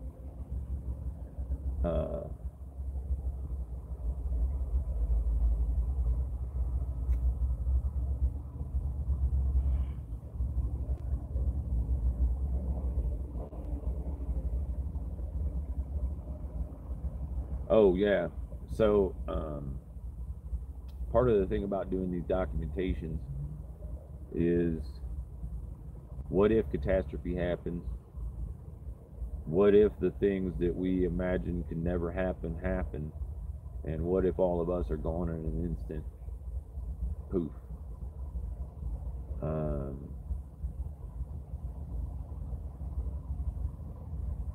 I'm not sure, but I imagine the aliens can visit YouTube and Facebook. I'm not saying that they're out there. If they could, we wouldn't know it. All right? If you're going to put a camera up to invisibly record people and you want them to be natural, you're going to make the camera invisible. You might put it in stuff. It might be vibration and electromagnetism. It could be controlled by a satellite. Could be those little boxes that I'm talking to. These things convert this reality into machine code. See what I'm saying? These things, what I am right now, because here I am being electroned, Tron, as in the movie. Here I am being electronically challenged into the Matrix as we understand it or follow it. Because, like the Matrix, it's digital simulation. If y'all ever wonder what it's like way back in the past, in the early turn of the century, how you doing? I'm Clem Hawkins. It's nice to meet you. The current time is 4:21. Sometime in the afternoon. It's 6:11 on April 4th, 2018. I am in Denver, Colorado. I am speaking to you live, borrowing the Wi-Fi from Starbucks drive-thru. I started doing these podcasts in hopes of putting my message out there so I could use it as a exercise in accepting no limitations. Also, to become the shittiest podcaster out there, I have to do a podcast. If there was ever a competition for the shittiest podcaster ever, I elect me or I elect him. Because we suck. But we're learning. And what makes it cool is that if you watch these things, hopefully you'll learn from experience, and maybe my kids will find this someday and they'll be able to write us something, and then you have a training manual for people you can give away for free. Do it shareware, do it free. I just have a PayPal. If you wanted to donate, you can PayPal. I'm not asking or expecting it, I'm just saying.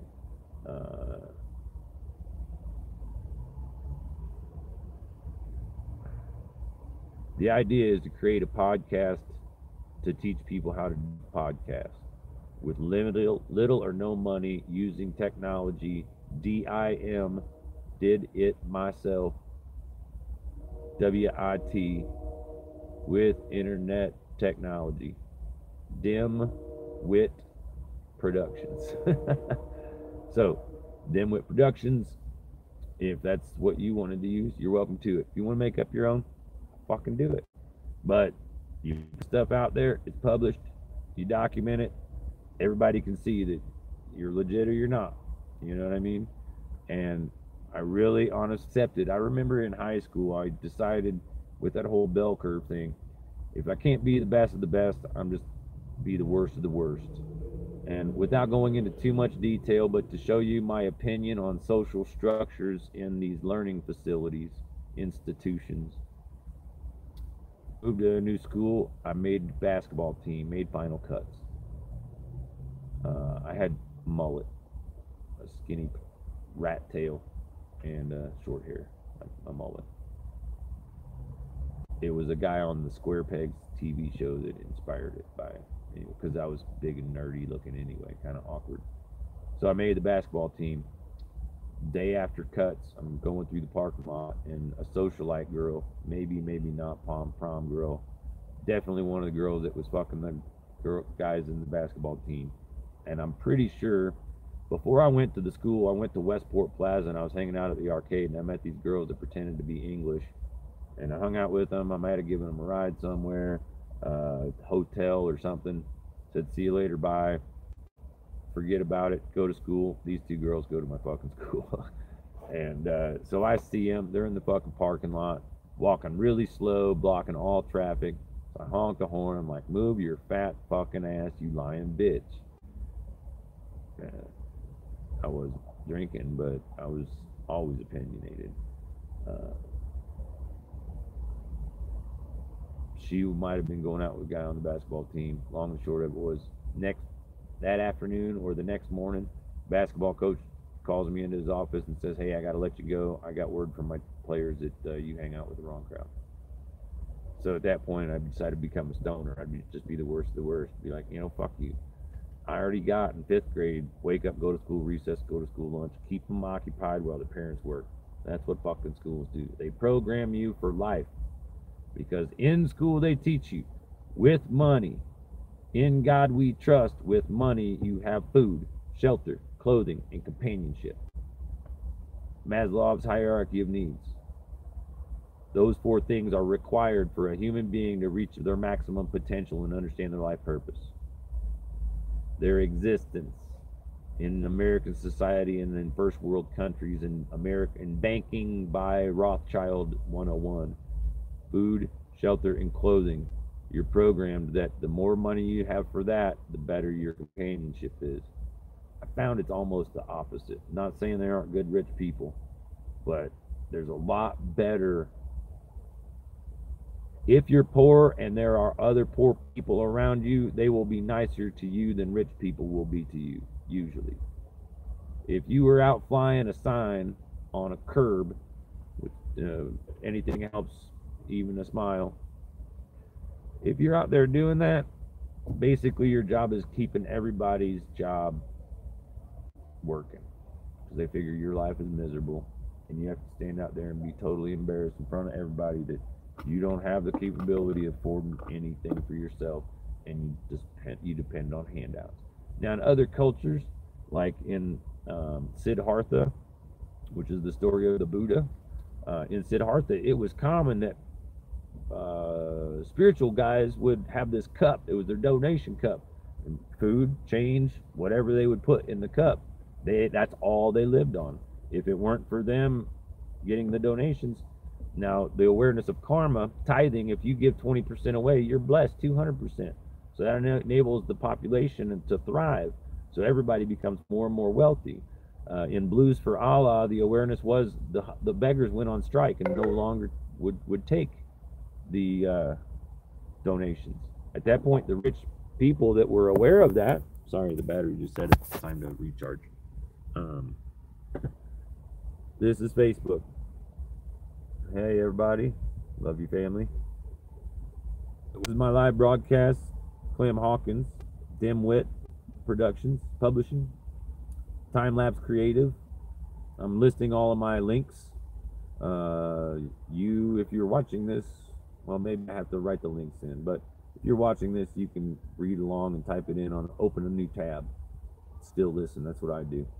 So open a new tab and search in YouTube. You can find American Misfits in 7 different languages.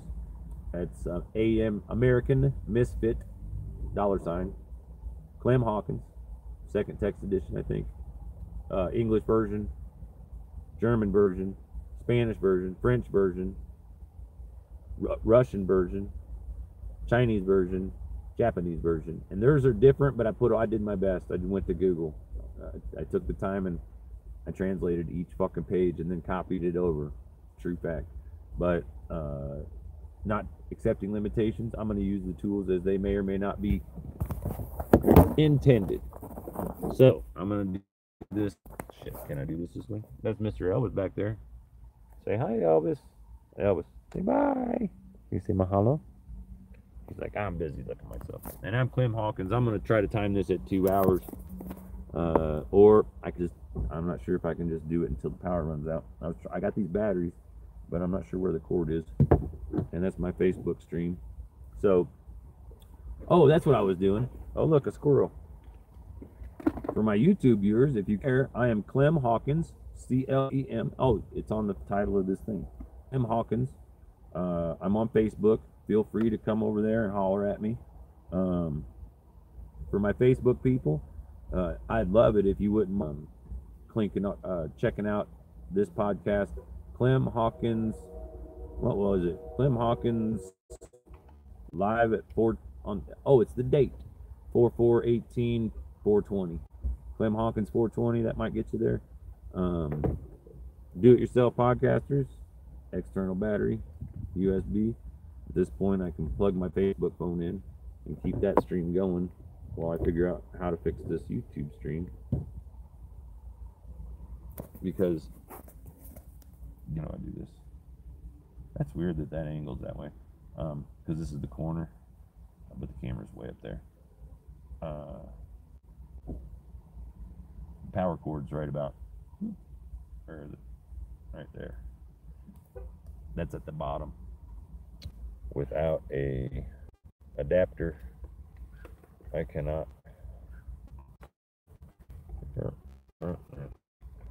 Need another one.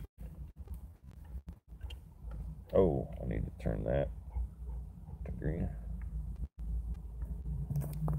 I need to get this plugged to there. So thanks for sticking around. If you ever stick around, if you get this far into it. I figured most of the possibly no shit.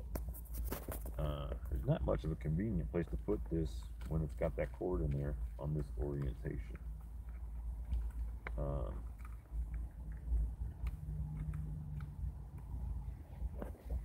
Now, the one thing, oh, there we go.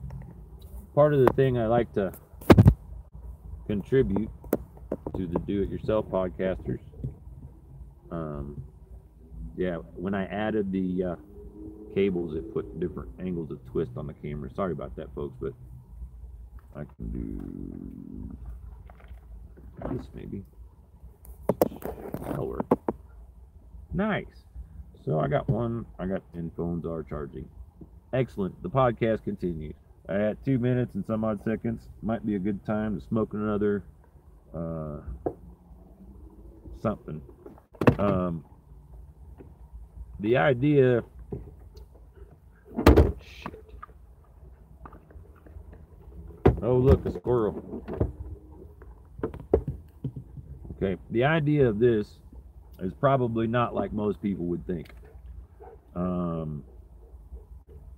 I think a lot of people do Facebook Live things to get stuff. I started using Facebook because and I had limitations. I only had a phone. It was my friend Brownie who taught me that Facebook you can stream more than an hour. I was doing a podcast and I would record his band. I would take it back to Starbucks the next morning. I'd probably spend the weekend sometimes getting all the audio together, putting it into a file, adding it to the video, putting the title on it, and uploading it to YouTube. Because Don wanted YouTube he could make links to, which he never did. Which is no wonder. I was just like, dude, yeah, whatever. I'm from Missouri. It's a show me state. If you don't have, if you tell me all you want, it's what shows me that what you show me that matters. What I'm showing you is I can do it. If I can do it, you can do it. I'm doing this in my car as my studio with my dog in the back, Panty. Trying to keep the windows up, but he doesn't want too much non-wind. It's not super warm today, but fortunately it's overcast. Likely in the next day or so, I was going to try to do these Friday, Fried, Friday podcasts. Maybe if I turn a little tilt that way. I was going to do it from here at Starbucks because I was doing Friday podcast from down the road at the barbecue place. When I realized that the guy at the barbecue place didn't really care. We met a while ago, and it's not that it matters, and it's probably my own fault. But when I realized that he didn't particularly care about us as people, he just wanted us as customers, as business, investment, income. There's a guy that I won't get into, but I'm sure it's not uncommon that unless you're an athlete or a movie star or a rock star or something famous, you're a regular worker person. And the easiest way our dating and society system is built on generally is on money and how much a person can provide. if you're a materialistic person and what you, since this is still part of the same thing, you think I'm crazy about that 5150. This is all tobacco from that joint. Still has a little bit of weed flavor in it, but it's just a cigarette. And if I flick it, I don't care because I don't lose the roach. You know what I mean? Sometimes I roll the roaches of cigarettes, not of the tobacco, and I get little flavors of them. I'm probably still currently, obviously I'm smoking. I consider the smoking it started as a smoke screen. I started smoking weed in high school in Missouri. Actually, not true. I started smoking, first time I smoked weed was in Omaha. I met some neighborhood kids, skateboarder kid. He was looking out one day. It was getting rained on. We were skateboarding or something, and he came in the house and he saw my dad's record collection. He knew by the record collection that my dad smoked weed, so he didn't have any weed and wanted to get me to give him permission to sneak through my dad's shit to find his weed. I said no, but eventually I caved, and he found some and smoked it with me. First time I smoked weed, people say they didn't get stoned. I'm not sure if I felt getting stoned, but I caught a bunch of hay bales on fire and ended up anyway, it was a scene. I assume after that traumatic experience, I would have not smoked anymore. However, when I was in 5th grade, I had this 6th grade girlfriend whose all of her brothers were the bullies in every fucking school. There's a O'Doul's rule or whatever, you know what I'm saying. It was vital to my safety that she keep it a secret that she and I were hanging out. But we would meet up in clandestine places, houses being built, different wherever we could. And I kind of remember smoking weed with her for a while. I grew up in a roller skating rink, and from that got me into breakdancing.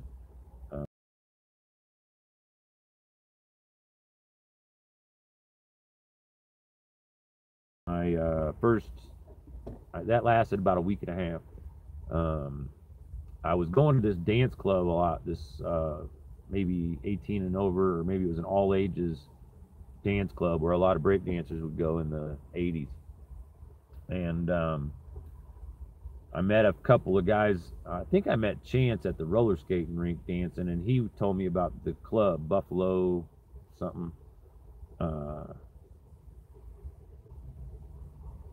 It was definitely Buffalo something, Buffalo Ranch, Buffalo Room, Buffalo, where the Buffalo roam, Buffalo Dance Club. 4 years of taxes that I've been squirreling past since 20-something. Finally decided don't accept my limitations of lack of address, lack of ability to get it back.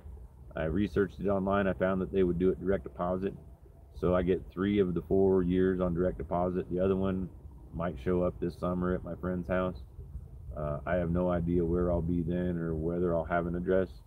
My biggest challenge with committing to a post office box is the likelihood of leaving. I came to Denver from Durango after being there a few years. The job market there is pretty bad. My lack of social skills doesn't help none. I don't play kiss ass much, as you're aware from my previous stories that we've sort of half discussed or talked about.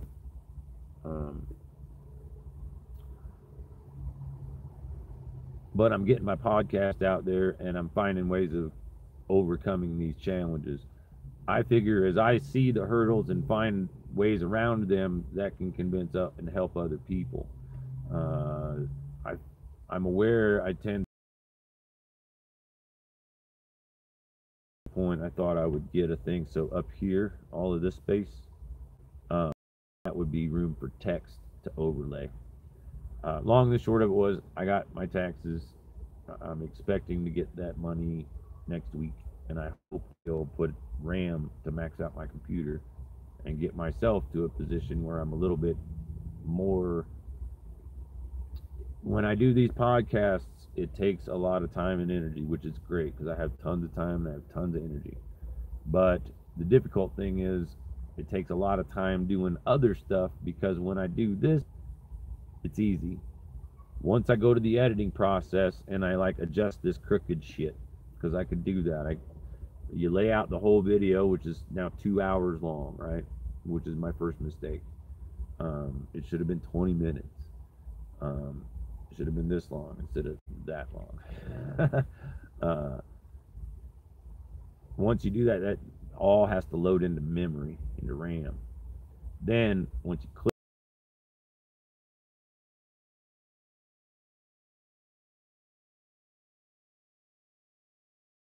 that, you follow. Each time I do that, I'm aware that as I do these podcasts, I find good parts and bad parts. Now, to do this one, YouTube, I have to download it. Facebook, I download it. Generally, then I erase the original. I put the title and the stuff to it, and then I repost it. So live from April 4th, 2018. This is Clem Hawkins. Accept no limitations. Podcast number 00010, as per the title. I'm tired of talking. Love you, family. Talk to you soon. Bye. Finish.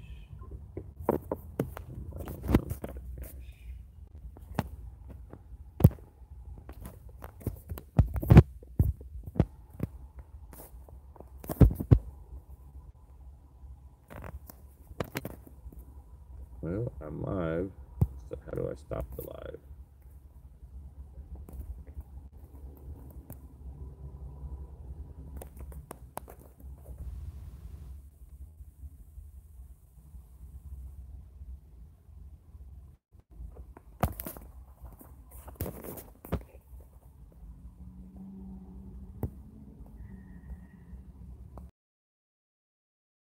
Maybe I just push the X. Put a link that shows that I was live on Facebook. I've already stopped it. Look. And eventually, I might gotta figure out what I'm doing and where I'm going next. In this Show Me podcast, I have taught you, hopefully, how you can do your own podcast with a phone, and you're going to need this if you talk like I do.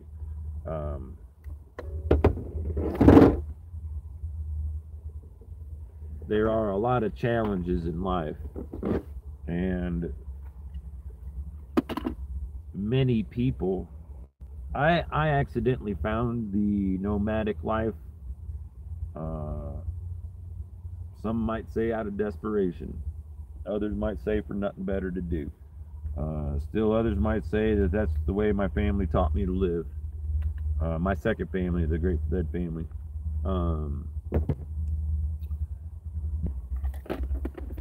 The acknowledgement that there are people out there in the future that may not understand or may just be interested in what we go through on a daily basis before this thing that's about to happen that no one in 60-degree perimeter. There's 7 directions, right? 1, 2, 3, 4, 5, 6, and 7. The stuff there manifested physical, like each one of us was a hair on the head of God. So every, like a little snake, like Donnie Darko with that chest little thing where people's attention, what they were thinking about, where their attention span was. If the machine has the ability to control that mechanical and organically, like Geiger stuff, meaning the aliens and the Matrix are both on the dark side of the moon, and they put so many dummies up there, and they radar their signal down here. It keeps us all dumb. The problem is that doesn't work for long, because eventually it forces out a few of us that can't accept that. Currently, I'd be hard pressed to pull a number more. I was going to think 250,000 people in the United States today are homeless or living in their vehicle. And those I'm not including shelter people. Shelter people are a different kind of people. Shelter people are the 80% people, not the 3%, half of a percent people in the IQ level. When you do drugs that stupefy you, the things that are illegal make people want to do them. That's also what makes it valuable. Weed in the last 3 years here in Denver has dropped drastically. I can currently buy this jar of medical grade cannabis that's in shake form salad. It's old school. No idea. It's a sativa indica blend, but I'm fine with that. This is an American Spirit blend.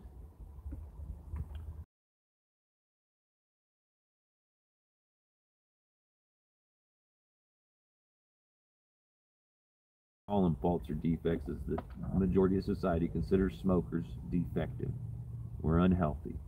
If we're worried about our health, we shouldn't smoke.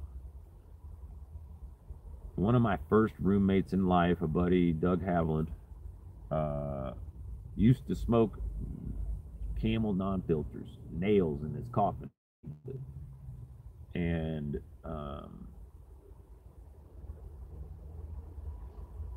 at some point after he and I and the other guys moved out of the warehouse we were living in, the cave we called it, down on T.E. Huntley and something, a couple years later, I somehow check in with him, I don't know how long, and you're sitting there smoking cigarettes, and each one of those cigarettes takes 7 minutes off of your life. You should get your shit together. He's like, yeah, whatever. Then he jogs off into the distance, and then he gets stripped and locked.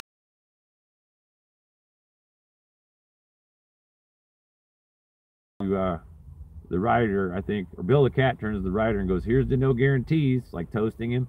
And then this goes, want a ding dong? You know, they're eating junk food, they're smoking cigarettes, they're drinking beer.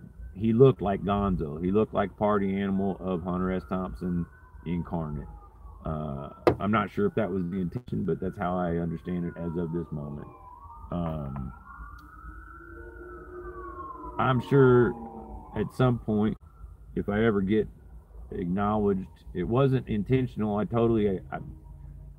didn't grow up knowing who these people were, if that makes much sense. My connection with the authors, with the exception probably, well, no, just mostly of Hunter and a bunch of people from the 60s, Ram Dass and Wavy Gravy and all those people. I learned about all of them through my journey and my adventures through the Grateful Dead family. I do sound and lights. I've done sound and lights for years, and I've worked stage crew, and I'm pretty smart, and I work hard, and I work smart so I can work hard and play harder. When they say they steal your face, they kind of take away anything that you had an intention to doing. I'm not saying retire it, but add it to my hat collection. I got more hats than I got cents. So hat sale, $1.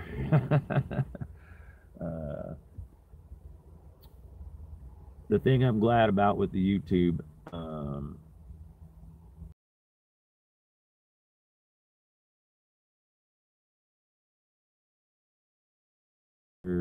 on my channel, through a phone.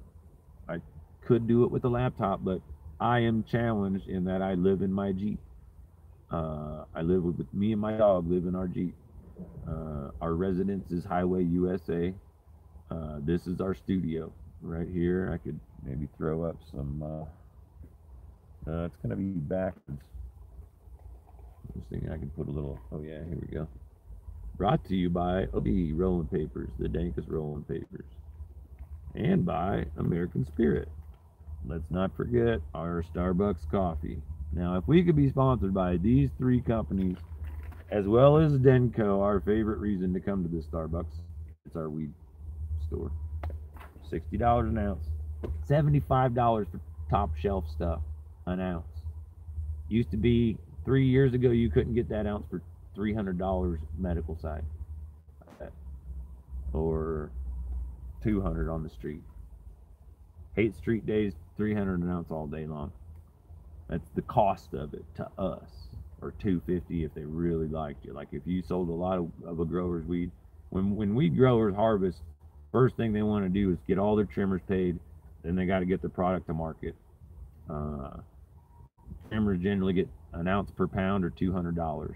It's supposed to be $10, $20 an hour. Some of us can do a couple 3 pounds.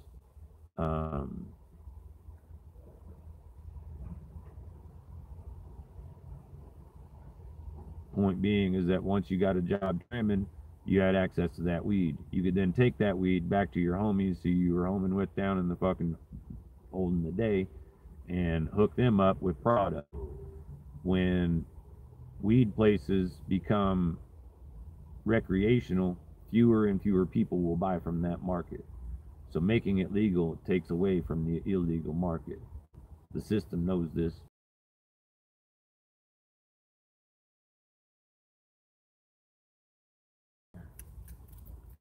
If I had my shit more together, I might kind of want to hear some music, but every time I do a YouTube video for the DIY podcasters, every time I do a YouTube video,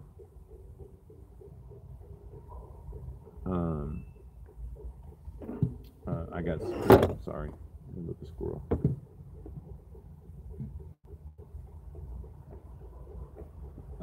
If I put music on there that's anybody else's, it throws up this copyright thing. I think I've heard or understood from the Joe Rogan podcast that if I talk about it, talk over it, I got to do artists, Nouveau Groove. Nope, that's not mine. Unknown artists, that should be in there. 15 songs.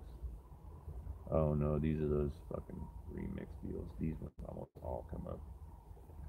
Back in the day at Cape Girardeau, I met some people as like festival level DJs that didn't know how to match a beat. I'm not fucking shitting you. It blew me away. How can you get a job like that and not be able to? It's like a fucking basketball player can't fucking tie his shoes. You see, I mean,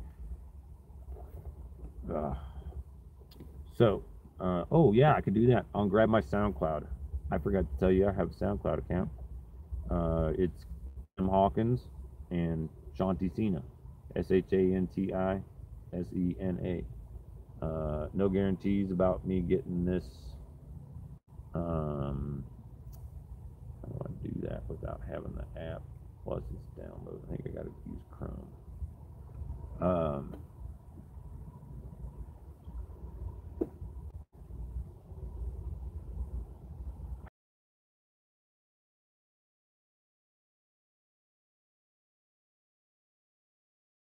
Come to adapt, to adjust, to change, to succeed. I don't want to fucking search with Bing, you piece of shit. I hate when they do that.